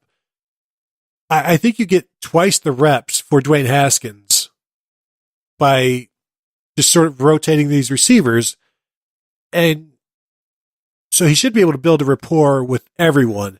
And I don't know that it's much harder to build a rapport with 6 or 7 guys as opposed to 3, because you're working with the other 3 or 4 just as much as you are the first 3, because they can't get back to the line of scrimmage quick enough before he's ready to snap the ball again. Am I off base there? No, I think there's certainly that's a decent point. I mean, if you've been to Ohio State practices, it is one of those like 0 wasted motion things where it's like the reps happen super quickly. The first one goes boom, and then that play's done, and the next play's going while those first guys are going back to the line. Like they are going boom, boom, boom, just play after play after play. So from that perspective, that's exactly probably how it happens. I don't know if that's exactly how the off-season workouts look. We generally don't get in to see those, but when they have like official practices, that's exactly how that goes. You can like the 6-man rotation or not. I have bad news. It's, if you don't like it, too bad. It's going to happen this year. They like the system. This has been the system. There is value in the system. In the same way that like last year, the defensive line was able to wear down opposing offensive lines because they're just rotating bodies and just wearing down the opponents who are not rotating that much. It's kind of the same thing. You run 6 wide receivers out there, and the other team's only playing 3 corners because they don't have 6 corners who can run with Ohio State wide receivers, you're eventually going to wear those guys down too over the course of a game. And, if you have a deep-seated hope to have that rotation get a little shallower, maybe next year, because you're looking at Paris Campbell leaving, Terry McLaurin leaving, Johnny Dixon leaving, KJ Hill has basically said this is going to be his last year. Maybe Benjamin Victor or Austin Mack could jump early as well. I mean, and if that happens, then you are down to, maybe Victor, maybe Mack, Cameron Babb, Elijah Gardner, Chris Olave, those kind of guys, who, where maybe you don't have 6 of those guys who they're comfortable playing next year. Maybe only 3 or 4 of them are ready, and so you don't have that rotation next year. But even then, I think their preference would be to have 6 wide receivers who they have ready to go, who are they all can. I'm thinking about shrinking the starting group to help build this relationship, this camaraderie. How we know Dwayne Haskins and Austin Mack have this strong relationship because they're roommates. If you maybe move in 2 other receivers with them, like maybe get them a quad in the towers, and you move in Austin Mack and Terry McLaurin and Paris Campbell, because I think maybe even more than working out together, maybe receivers and quarterback can build a rapport by living together. I think really sharing a bathroom is probably the only way to really get close with somebody and to know their inner workings, so to speak. So maybe we know how close Austin Mack and Dwayne Haskins are. If you want 2 other guys to get as close as they are, got to move them in together. It's probably going to be the only way. And again, I don't want to tell Urban Meyer how to do his job any more than I already do. But food for thought, as again, we talk about sharing a bathroom. Now, one of the points that I wanted to pick here is the receivers not living up to expectations. I'll say that's not the player's fault. Knowing, and we talk about this a lot, Paris Campbell has had issues dropping the ball. He's not the deep threat that he should be. Terry McLaurin has issues dropping the ball. He's not the deep threat he should be. But again, these are guys in a rotation. They share half the snaps. Paris Campbell had 584 yards receiving on 40 catches last year. Double that. Now is he living up to expectations? Give him KJ Hill's snaps. Now is he living up to expectations? Double everybody's stats. Now are they living up to your expectations? Because they're getting half the snaps. So you need to maybe have half the expectations. Now they need to settle down with the drops. I don't think they drop the ball as much as people think, but when they do, it's glaring and it proves the point that so many people have with receivers.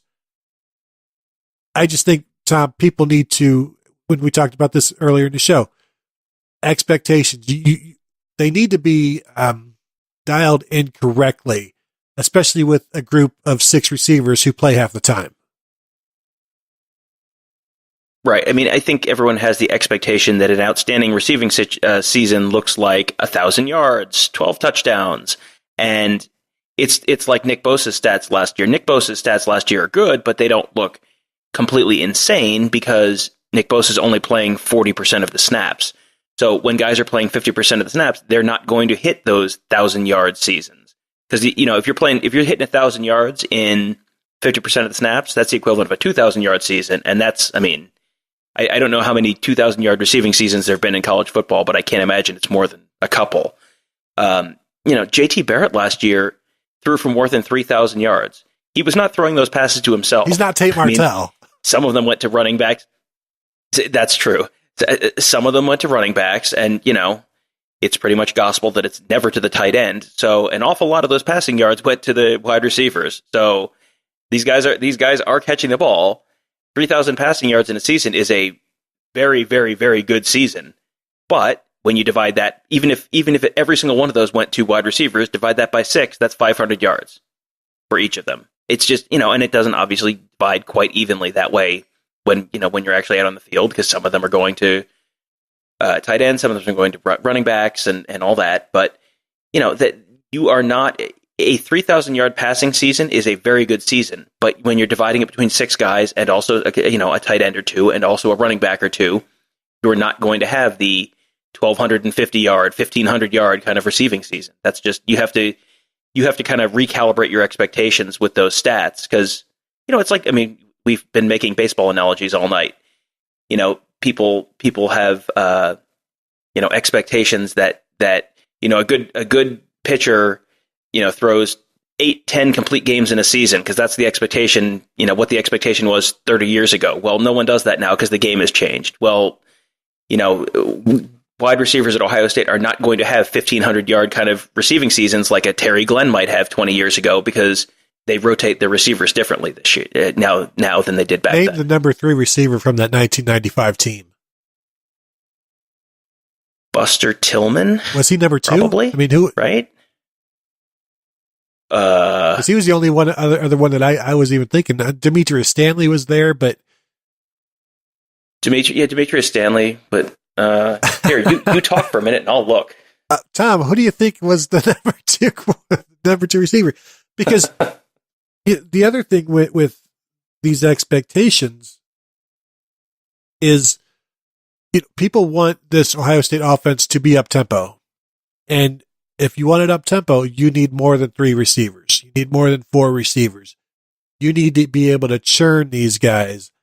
And if you just want 3 receivers, then you're going to have to go back to 65 plays a game, 60 plays a game, trestle ball, using the play clock, slowing things down. But if you like the excitement of this up tempo, this attacking defense, throwing the ball here, throwing the ball there, snapping the ball within 3 seconds after you get to the line of scrimmage, then you're going to need to rotate players, because they're running 40 yards down the field or 40 yards across the field, or they're blocking. They're doing a lot of blocking. So you've got to give them a chance to recuperate throughout the game and be strong in the fourth quarter, be strong, especially in November. You're going to wear players down. Just ask Michigan. Ask the Michigan defense what it's like when the depth isn't there to allow you to rotate. It destroys you. It destroys you in the end of the season, destroys you in the end of games. And if you want the Ohio State offense to be consistently productive, which it has not been, but maybe these expectations, which is the theme of the show, I guess, we expect them to be more productive against the best defenses this year with Dwayne Haskins. This constant, this rotation is a necessary part of fulfilling those expectations. Tom? You have vamped long enough that I have the answer. Terry Glenn was the number 1 receiver in 1995, 1,411 yards, 17 touchdowns receiving. So yes, that is what a great Ohio State wide receiver season looks like, and that is sort of what I think the expectation is calibrated off of. Number 2 was Buster Tillman, 538 yards, 1 touchdown. And as far as Ricky Dudley actually had more than that, but he's a tight end, obviously. Eddie George was the 4th leading receiver on that team, 417 yards. The 3rd leading receiver as a wide receiver on the 1995 Buckeyes, Demetrius Stanley, 13 catches, 177 yards, CJ Saunders had 17 catches last year. Yep, and right. He was the 8th, 7th? And behind him, it's Nicky Sualua, who was a fullback, Pepe Pearson, who was a running back, and then the 4th leading wide receiver on that team was D. Miller, 5 catches, 47 yards. Not exactly 6 deep. That's the 4th. That is the 4th leading wide receiver on an offense that at the time was considered like this unbelievable juggernaut of an Ohio State offense. Just some things to think about when we talk about expectations for the receivers. Shannon? Before I go to this next question, I just wanted to say expect a review from Corey Kluber to Tom Orr about his comments. Who is Corey Kluber? Complete games this year. These Yeah. And also, yeah, they do need to cut it down because of everybody's going to want to be the roommate of Haskins. All right. Do Nick Bosa and Draymond Jones ever come off the field, or do they continue to rotate 10? This year, the depth chart is not as proven. The difference in production between Bosa and Jones and the other 8 might be far greater. Yeah, I agree with the latter point, but it doesn't change anything for me. And it goes back to the way the game is played now. The game is different. There's more up-tempo. And you can't just go with Nick Bosa and Draymond Jones playing 60 snaps a game because they won't be there in the fourth quarter where they need to be. And you'd rather have Nick Bosa at 90% in the fourth quarter if it means having Jonathan Cooper and Jayshon Cornell on the field in the second quarter, in the first quarter. So, Tom, for me, the rotation will continue because the game is the way it is. And they want these players, they want these defensive linemen attacking on every single snap. They don't want, the adage of, well, that guy takes plays off. If you take a play off on this defensive line, it's not because you're tired, it's because you're lazy. And that's not something that is part of this defensive line. It's not something that will be tolerated. And really, it's not something they've had to deal with because these guys are starving for snaps. And if you're starving, you attack. It just, you're hungry, you come home and you're starving. You grab that Hot Pocket and you shouldn't. It's so hot right now, but you just can't stop. And your hands burn. The roof of your mouth burns. You can't talk for like 2 days. But that's what hunger does to you. And that's what it does to these defensive linemen. And you'll keep the rotation because it keeps players hungry, but it also keeps them fresh. It keeps the entire defense attacking. And even if there is this greater discrepancy between Draymond Jones and maybe the number 3 defensive tackle and Nick Bosa and his backup, you still have to rotate them.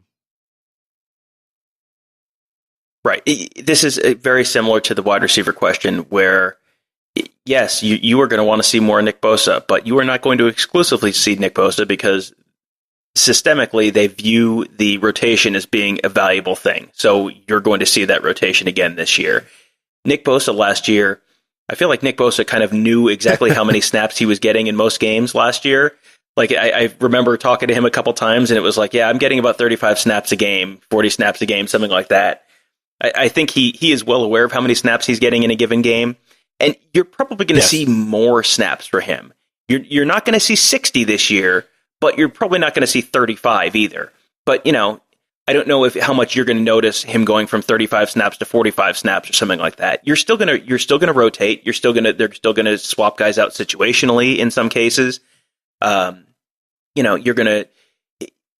They do not have quite the depth at defensive end this year that they had last year, losing Tyquan Lewis, losing Jalen Holmes, losing Sam Hubbard. I mean, they don't have exactly the veteran depth that they had last year, but eventually you're going to have guys like Tyreek Smith probably work his way into that rotation a little bit. You may have, one of the other guys, whoever else of the defensive ends, whether it's Tyler Friday or someone else, work their way into that rotation. You're also going to see that rotation at defensive tackle this year because you figure they're starting Robert Landers and Draymond Jones, but you're going to see Tommy Togiai, you're going to see Antoine Jackson, you're going to see Davon Hamilton. They were talking up Davon Hamilton all spring. You're going to see Davon Hamilton this fall. They're going to rotate those guys to keep them fresh because the other team is not rotating its offensive line in and out. It is the same 5 guys almost all game. So if you keep throwing guys at them, you keep throwing these talented defensive linemen, defensive ends, defensive tackles at those same 5 offensive linemen, you wear them down, and you see that in the fourth quarter. I mean, think about the Penn State game last year. Think about how dominant that Ohio State defensive line looked at the end of that Penn State game, because it was that same 5 Penn State offensive linemen who were blocking and opening holes in the first quarter, and then you get to the fourth quarter, and then Sam Hubbard is just blowing past them and tackling McSorley and Saquon Barkley at the mesh point on a read option.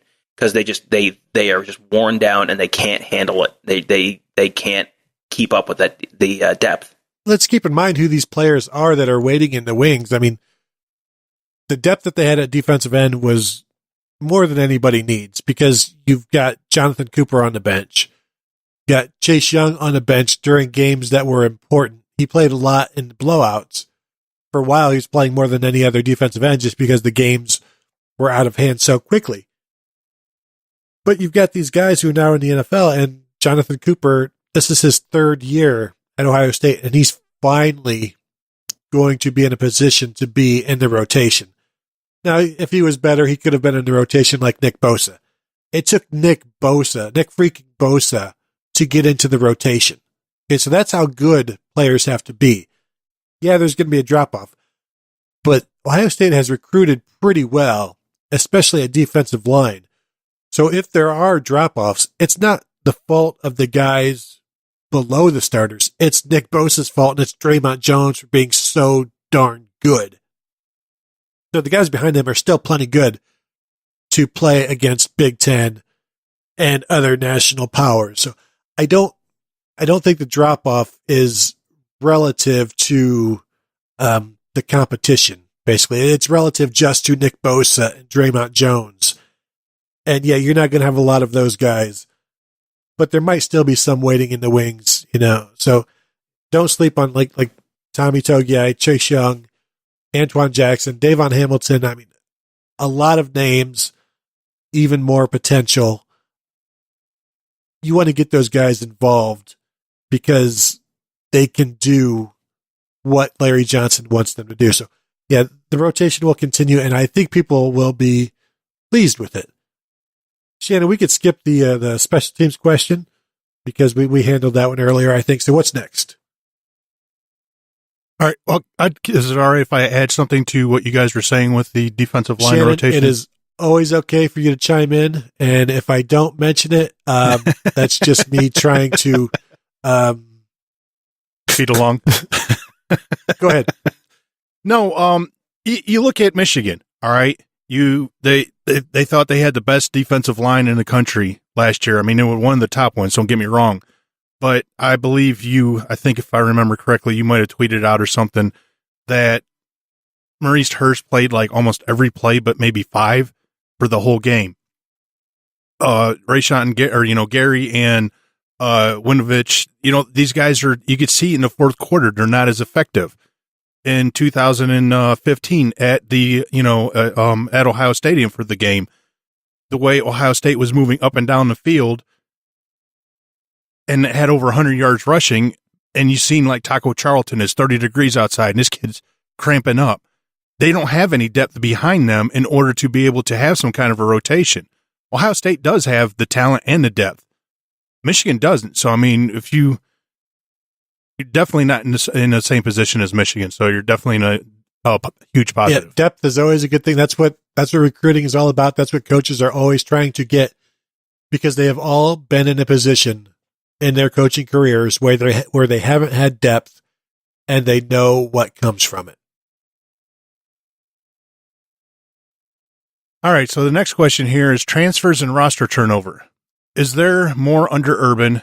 Is it necessary? The past offseason, it seems like there were more transfers than in previous years. One interpretation could be that Meyer is running off players in order to keep the number of recruits in the 20s. I don't know if it's true or not, but it certainly didn't seem like this under Tressel. There has always been a hint of this accusation with Saban at Alabama. Is this the price of running a top echelon program? Tom, did you do any number crunching on transfers and attrition by chance? I looked at some. I didn't go like year by year through everything. Like Jim Tressel's last class, for example, 2010, had 19 commits. 8 of them were under 4 stars. And 10 of the 19 players in that last class from Jim Tressel left early for one reason or another. Like not for the NFL, either got booted from the team, transferred, whatever it was, medically retired, whatever it was. But if you go back, so that's 10 out of 19. But if you go back earlier than that to a time when it's entirely within the Tressel era, more than half of the 2007 class left early for, reasons other than the NFL draft. I think it gets more attention now, and I don't want to mislead anyone here.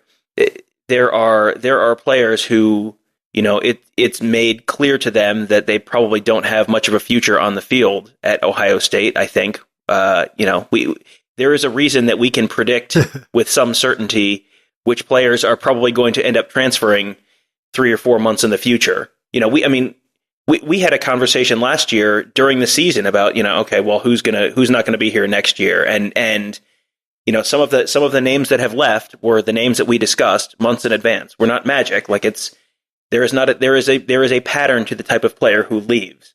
I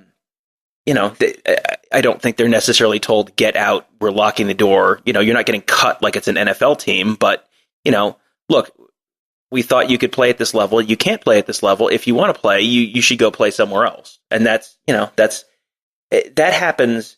I mean, the question asked about Saban at Alabama, and is that the price of running a top echelon program? That happens everywhere. Michigan. Just about everywhere. Michigan, and that's exactly it. Michigan just had 9 guys transfer this offseason. 9 guys. And, this is all happening as they are over the number 85. So to answer your question, no, it's not just at top echelon programs. But I think the difference back when oversigning was this huge, when it first came into the light and people were upset about it, you're talking about SEC schools that were signing 10, 14 more players than they had room for. And they would go into camp, go through the summer still being way, way over. And Houston Nutt one year at Ole Miss, I think, signed 37 players. And they have these huge classes, and it's like, well, it doesn't matter. We'll figure it out. Things always work out. And Nick Saban would always get angry at people asking him about, how many over are you? How many, how could you have all of this? And he would tell you the numbers will work out. Urban Meyer, when he is asked about numbers on signing day, he's always like, well, I don't know for sure where we're at, but we're okay. And it always works out. It has always worked out for everybody because, like you encourage them to leave or they don't get passed medically. But when Ohio State does it, it's just not as many. And when Michigan does it, it's not usually as many. Whereas when it was going on in the SEC, and it has really toned down, they've changed the rules to make it harder. But you're talking about a dozen players that you're going to have to find spots for every year on top of the 85 you've already got. So there's much more attrition, gray shirting at the last minute. Like we thought we had room for you. We don't.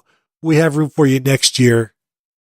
So here, you can take a gray shirt or you can find another opportunity. And of course, everybody's booked at that point because everybody oversigned. But it is the cost of doing business. I mean, I'd say you don't want to, I was going to say, you remember being blown out by LSU and being blown out by Florida. But then of course, you've got the Clemson game and that whole argument gets thrown out the window. But I think Jim Tressel signed a class of 14 in 2003, maybe. And the thing is, like, if you're going to sign those small classes, and you mentioned one with 19 or whatever, and half of those guys don't pan out, you're kind of screwed. And yeah, it's great that Jim Tressel always had 2 or 3 slots available each year for walk-ons. But you've got to hit at a higher percentage if you're taking in 18, 19 guys on average a year. And then you still have the same amount of attrition, and now you're scrambling even more. So it's more acceptable nowadays what's going on, simply because everybody is in line with each other. Like there's no maybe like huge violator of these loopholes, or what's going on in the SEC isn't that much different than what's going on everywhere else. And I think that was maybe the whole uproar, was that the SEC was operating at different rules than everyone else, even though everyone else was just choosing not to operate at the SEC levels. Now that they brought the SEC levels down, more schools are comfortable operating in that realm. Am I off base there, Tom?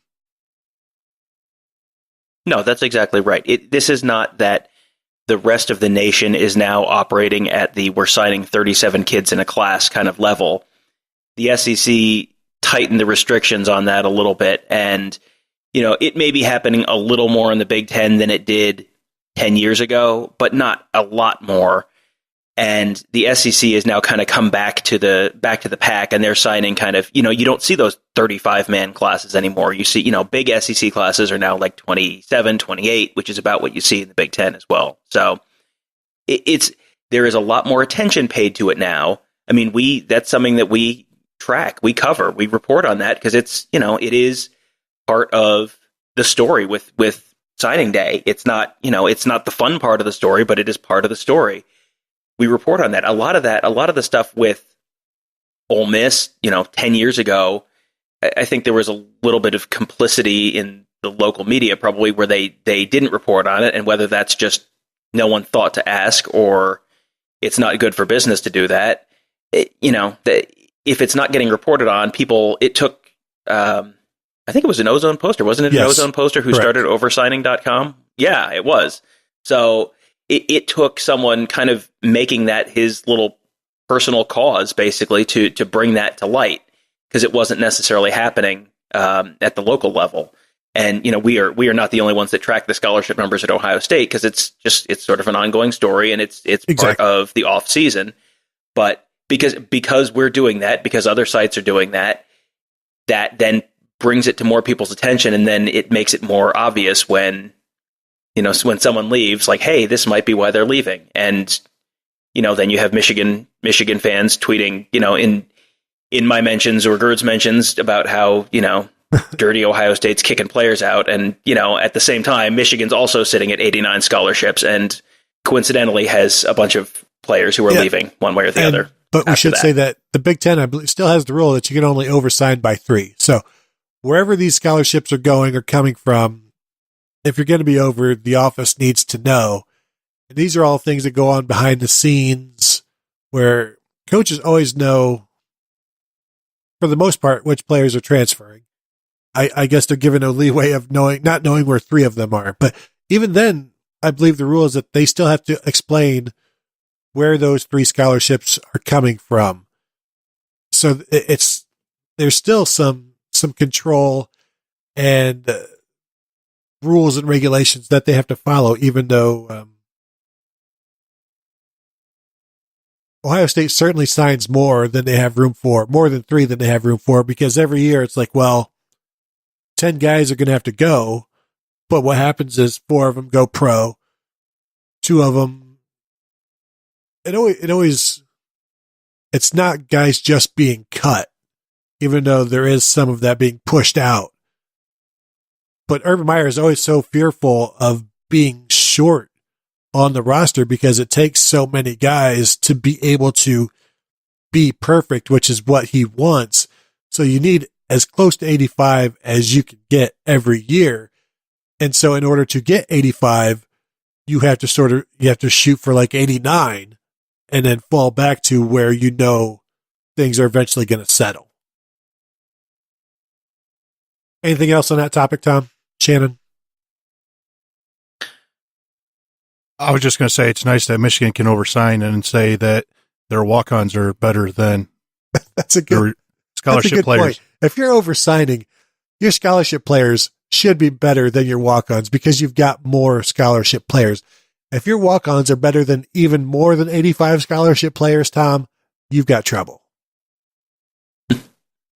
Or you've got some really amazing walk-ons. I didn't think of that part. You're probably right. Well, they did get Jeff George Jr., so I'm sure that, that was meant about him being, he's going to be the starter over Shea Patterson. And if he is, good for him. And that would just lend more credence to Jim Harbaugh's quarterback whispery? It's called refresh on a computer. Yeah, that's true. Let's see who's on the dockets today. Ooh, I like this guy. Shannon, what's the final question? All right. What does a platoon-like running game, what does a platoon-like running game look like? How do you keep both Weber and Dobbins happy? Statistically, if you have significantly reduced quarterback runs, there should be more than enough carries to go around. But how do you handle the mix, and who holds the straw? Is it Alford, Day, or Wilson, or Urban? Last year it was clear that Dobbins was the catalyst. Michigan Big Ten championship game, bowl game, and it was a difference when he wasn't in a game. Weber was obviously convinced it will be different this year. Do they rotate series, play them on specific downs, or play them together? Good question, Shannon. Tom, one of my favorite parts of the spring this year was when somebody asked Tony Alford, how do you keep your running backs happy? And Tony Alford thought that was just the funniest thing he had ever heard, because it's not, he doesn't keep the running backs happy. They need to keep him happy. And whichever running backs keep him happy, they'll find snaps for them. He's not worried about keeping somebody else happy. That's not part of his job description. Imagine you lose the game because you didn't share the ball correctly, or maybe Weber didn't get as many carries. And Urban's like, what were you thinking? And Tony Alford tells Urban, I was just trying to keep J.K. Dobbins happy. That's not ever going to be an acceptable answer. So in keeping them happy, Tom, just give them both the ball. There's plenty of carries to go around. We've talked about this in the past. You're losing 12 to 13 carries a game from JT. When the numbers that JK had last year, I think that's fine for him again this year. So that frees up 12 carries where, 7, 8 of them can go to Weber, which gets him up around 12, 13. It gets them both enough carries to keep them happy. What they need to do is be consistent with that, because, the last 2 years, last 2 bowl games, Mike Weber, 5 carries against Clemson in 2016, 5 carries last year against USC. And Tom, can you refresh our memory? What did Mike Weber look like after that Cotton Bowl game last year? Mike Weber looked like his puppy had run away after that Cotton Bowl game. He was in the locker room. You talked to the defense, I talked to the offense. So I talked to Dobbins and talked to Weber after that game, and Weber he had tears in his eyes. He was, obviously very frustrated. He said he was kind of torn on whether to go after last year or come back for another year. I certainly walked out of that locker room thinking he is gone. He has played his last game here. He's upset. He's probably a little emotional in his last game. And then he came back and he told us in January, right after the NFL filing deadline, we talked to all the guys who came back, and he said, he had a conversation with the coaches about, the exact quote was, touches and things like that. And what that means is touches. The only things that are like touches are touches. So, I don't know if he was guaranteed, X number of, you're going to touch the ball 15 times a game or 18 times a game or what, I kind of tend to doubt that he was given a very specific number, because, then if you get away from that, then they can say, he can say you lied to them, which, you can't guarantee someone a certain number of touches, because situationally the game may just not allow for that in certain times. But, we asked last year, there were a couple times when the running back rotation seemed like it was a little, a little wonky, or you sort of expected to see one guy and you saw the other guy. And Urban basically said, yeah, that's Tony Alford's call, like who's on the field at any given time. They basically view those running backs as, I think, pretty interchangeable. Like, they're not calling plays necessarily differently when it's Weber versus Dobbins in there. So it's just Tony Alford's call who's in there. And the sense that I get is it's basically just who's the hot hand. Who does he feel is the guy who should be playing right now? And, that's more art than science. That's, there are enough carries there to get each guy the ball. How those carries are distributed sounds like it's pretty much up to Alford in terms of who's in the game at any given time. I think the question asked whether they were going to play him at the same time. They will play at the same time. We've been told that they had a whole bunch of plays with both of those guys in the formation at the same time that they worked on in practice last year before the bowl game, and I think they were on the play field together for one snap last year. But that's something you're going to see this year. That's a good way to help get them more time on the field, get them more touches. Find new creative ways to do it where you're not just handing the ball to one of the guys and having him run. Like you can do a whole bunch of different stuff if you got both of them on there. That presents all sorts of problems for the opposing defense. So, how are they going to break those carries up? Are they going to rotate just one guy has one drive, one guy has the next drive? Or are they going to rotate it within a series? Or are they going to, is one of them going to be the short yardage back? That's a little bit up in the air, but ultimately I think that's Tony Alford's call. Well, when you say touches and things like that, I think things like that mean playing at the same time. Yes, sometimes you'll be blocking. Sometimes it's going to be a pass play and you might get it. Other times it's going to be an option and, or a triple option where either you're reading the first guy or you're going to be the pitch guy. I think there's a bunch of different ways to keep them happy that may not mean, you get a series, because you got to remember, these are two guys who are going to bust runs, a 30-yard run, a 40-yard run every game, and then they'll probably be subbed out. And then you put the other guy in. So you can't, ideally, maybe you go, Dobbins gets the first series, Weber gets the second, and then from there, it's a feeling out thing where you want to get both of them involved, like Jim Tressel would do with quarterbacks. You play two just to get the second guy involved early in the season, but maybe you start the game, one guy gets first series, next guy gets second series, and then you're just feeling how things are going, knowing that you still want to get them both involved because they're both really good running backs. And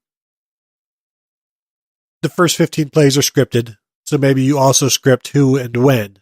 But after that, it's completely up in the air, and you'll try to give them an idea of when they're going in or what they'll be doing when they get in there. But as every coach will tell you, bullets are flying so fast, you don't necessarily have time to think about who hasn't been playing. All you're thinking about is this next play and maybe the play after that, setting something up. You're not necessarily in your head thinking Mike Weber only has 4 carries and it's 3 minutes to go in the third quarter. I better get him involved. But I want to go back to that Cotton Bowl and then we'll end the show. But this is Mike Weber after a win, looking completely dejected. And this was Ohio State running the clock out in the second half, and he still couldn't get the ball. So that had to be super frustrating for that guy because they could have just used him more to run that clock out. But I think I just wrote this today. Mike Weber had, I think, 10 carries in the last 2 games this year. J.K. Dobbins had 30, and J.T. Barrett had 35. So there's enough carries out there for 2 running backs. There's enough carries out there to make Master Teague happy as well and Paris Campbell happy as well. But those 2 guys, Weber and Dobbins, and I wrote that today, they can live together in harmony because you're not asking any one guy to carry the ball 22 times. That might happen, but each week there's no single workhorse to keep somebody else off the field because those 2 guys are too good to not use as much of as you can, basically. Tom, you got anything else? A couple minutes ago, you just said triple option, and my mind just flashed to Tate Martell, J.K. Dobbins, and Mike Weber in the backfield together, and then I blacked out, and then I just came to a second ago. So No, I have nothing else to add. Other than that, I have nothing else to add. I'm sure half of our listeners need a cigarette after thinking about that. That was one of the first things I wrote about in our countdown was the Martellicorn. It's the unicorn package with Martell. It's the Martellicorn. Yeah. Shannon, you got anything else? Yeah. No, I was just going to say that how we're going to miss Kyle Morgan breaking down the possible unicorn package. Tom? Yeah, if you are not aware, Kyle Morgan, who is our one of our good buddies, we should talk about Kyle. We should talk about Kyle. Kyle's probably listening. What's up, Kyle? We love you. We miss you. Kyle did a lot of our kind of technical breakdowns of plays and analysis of players and scouting, that kind of stuff. We had him on for our NFL draft preview episode of the podcast. He is now a recruiting analyst at Arizona State for Herm Edwards' program. So that is awesome. Well-deserved. Kyle is one of the absolute nicest human beings you will ever meet in your entire life. And a very smart guy who knows more about football than just about anyone else you will ever meet in your life. So awesome. Very excited for Kyle. Great opportunity. Hey, Kyle, and very I was going to say all of those same things, but Tom sort of stole my thunder. So also ditto. Shannon, would you also like to say ditto? Yeah, well, I reached out to him and congratulated him and everything. I think it's awesome. All the hard work he's done and everything, it's paid off, and I just can't wait to see more great things from him. Absolutely. I know this is something he's been wanting to do, and to be able to just be involved in that sort of thing is very cool, and we're all happy for him. I think the disappointing thing now is that his work is going to take so much longer for him to break down videos for us. We might not get anything like the TCU game. We might not get anything until 3 or 4 years down the road. But I'm sure it'll still be important and fresh at that time when we're breaking down 3-year-old tape. So we've still got that to look forward to. But definitely congrats to Kyle. That's awesome, and he's just a really good dude. He helped us out at the Clemson game. We got him a credential, and maybe he was the cause of such a poor offensive performance by the Buckeyes, if you're superstitious like that. But I don't want to put that evil on him. I think we've had enough show for today. My computer says 2 hours and 16 minutes. So yes, that is what too much show looks like. Not too much. Enough. I said too much. That's fine. Yeah, let's go ahead and wrap it up. I want to thank everybody. We all want to thank everybody for listening, as always. Make sure to check out the rest of the shows on the Ozone Radio Network. Check out what we're doing over at theozone.net. Tom and I have been doing a daily countdown of stuff to get us through this summer, and we're 2/3 of the way through, and I need to finish something for tomorrow, which would be today. So, yeah, I want to hurry up and get done with this podcast so I can get to that. But thanks you all for listening. Go ahead and leave us reviews, positive or negative, on iTunes or whatever platform you use. I saw Google, Shannon showed us that Google is getting their own podcast app, or they have it now. Yeah, they have it out. They got some work to do, in my opinion. They need to do something where you can put reviews and different stuff. But yeah, you can find us. I guess now you could just go to the site and our site and be able to pull it up or side. I got to check into it more, but that's pretty cool. The only positive side about having an over 2-hour podcast is the legend killer isn't researching anything to ruin any more childhood dreams or memories. That's true. I will go back into the mists and disappear, only to return next year, like Jason coming out of the lake to murder more of your Ohio State hopes and dreams with whatever beloved Ohio State traditions you thought were true. Next year, Woody Hayes, did he really exist? My Maybe only not. advice to people is do not get emotionally attached to Ohio State because Tom will destroy your heart and your dreams. You got Buckeye guy, you can go destroy his legend, but no. That's what You got to go ruin the, did he go for 3? Tom, your next myth busting will be like, Buckeye guy is actually an awesome dude.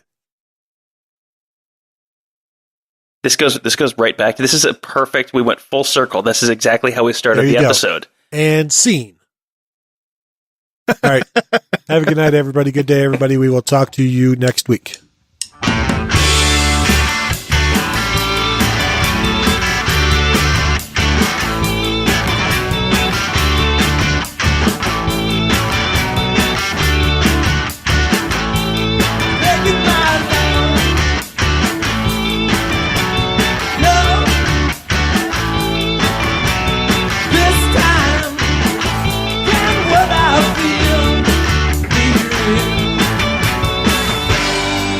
She threw away the motel key. I wish it never meant nothing to me. Say you will, now say you will. Oh yeah. Say you will, now say you will. If you tell me that tomorrow's alright, we could steal a car and leave tonight.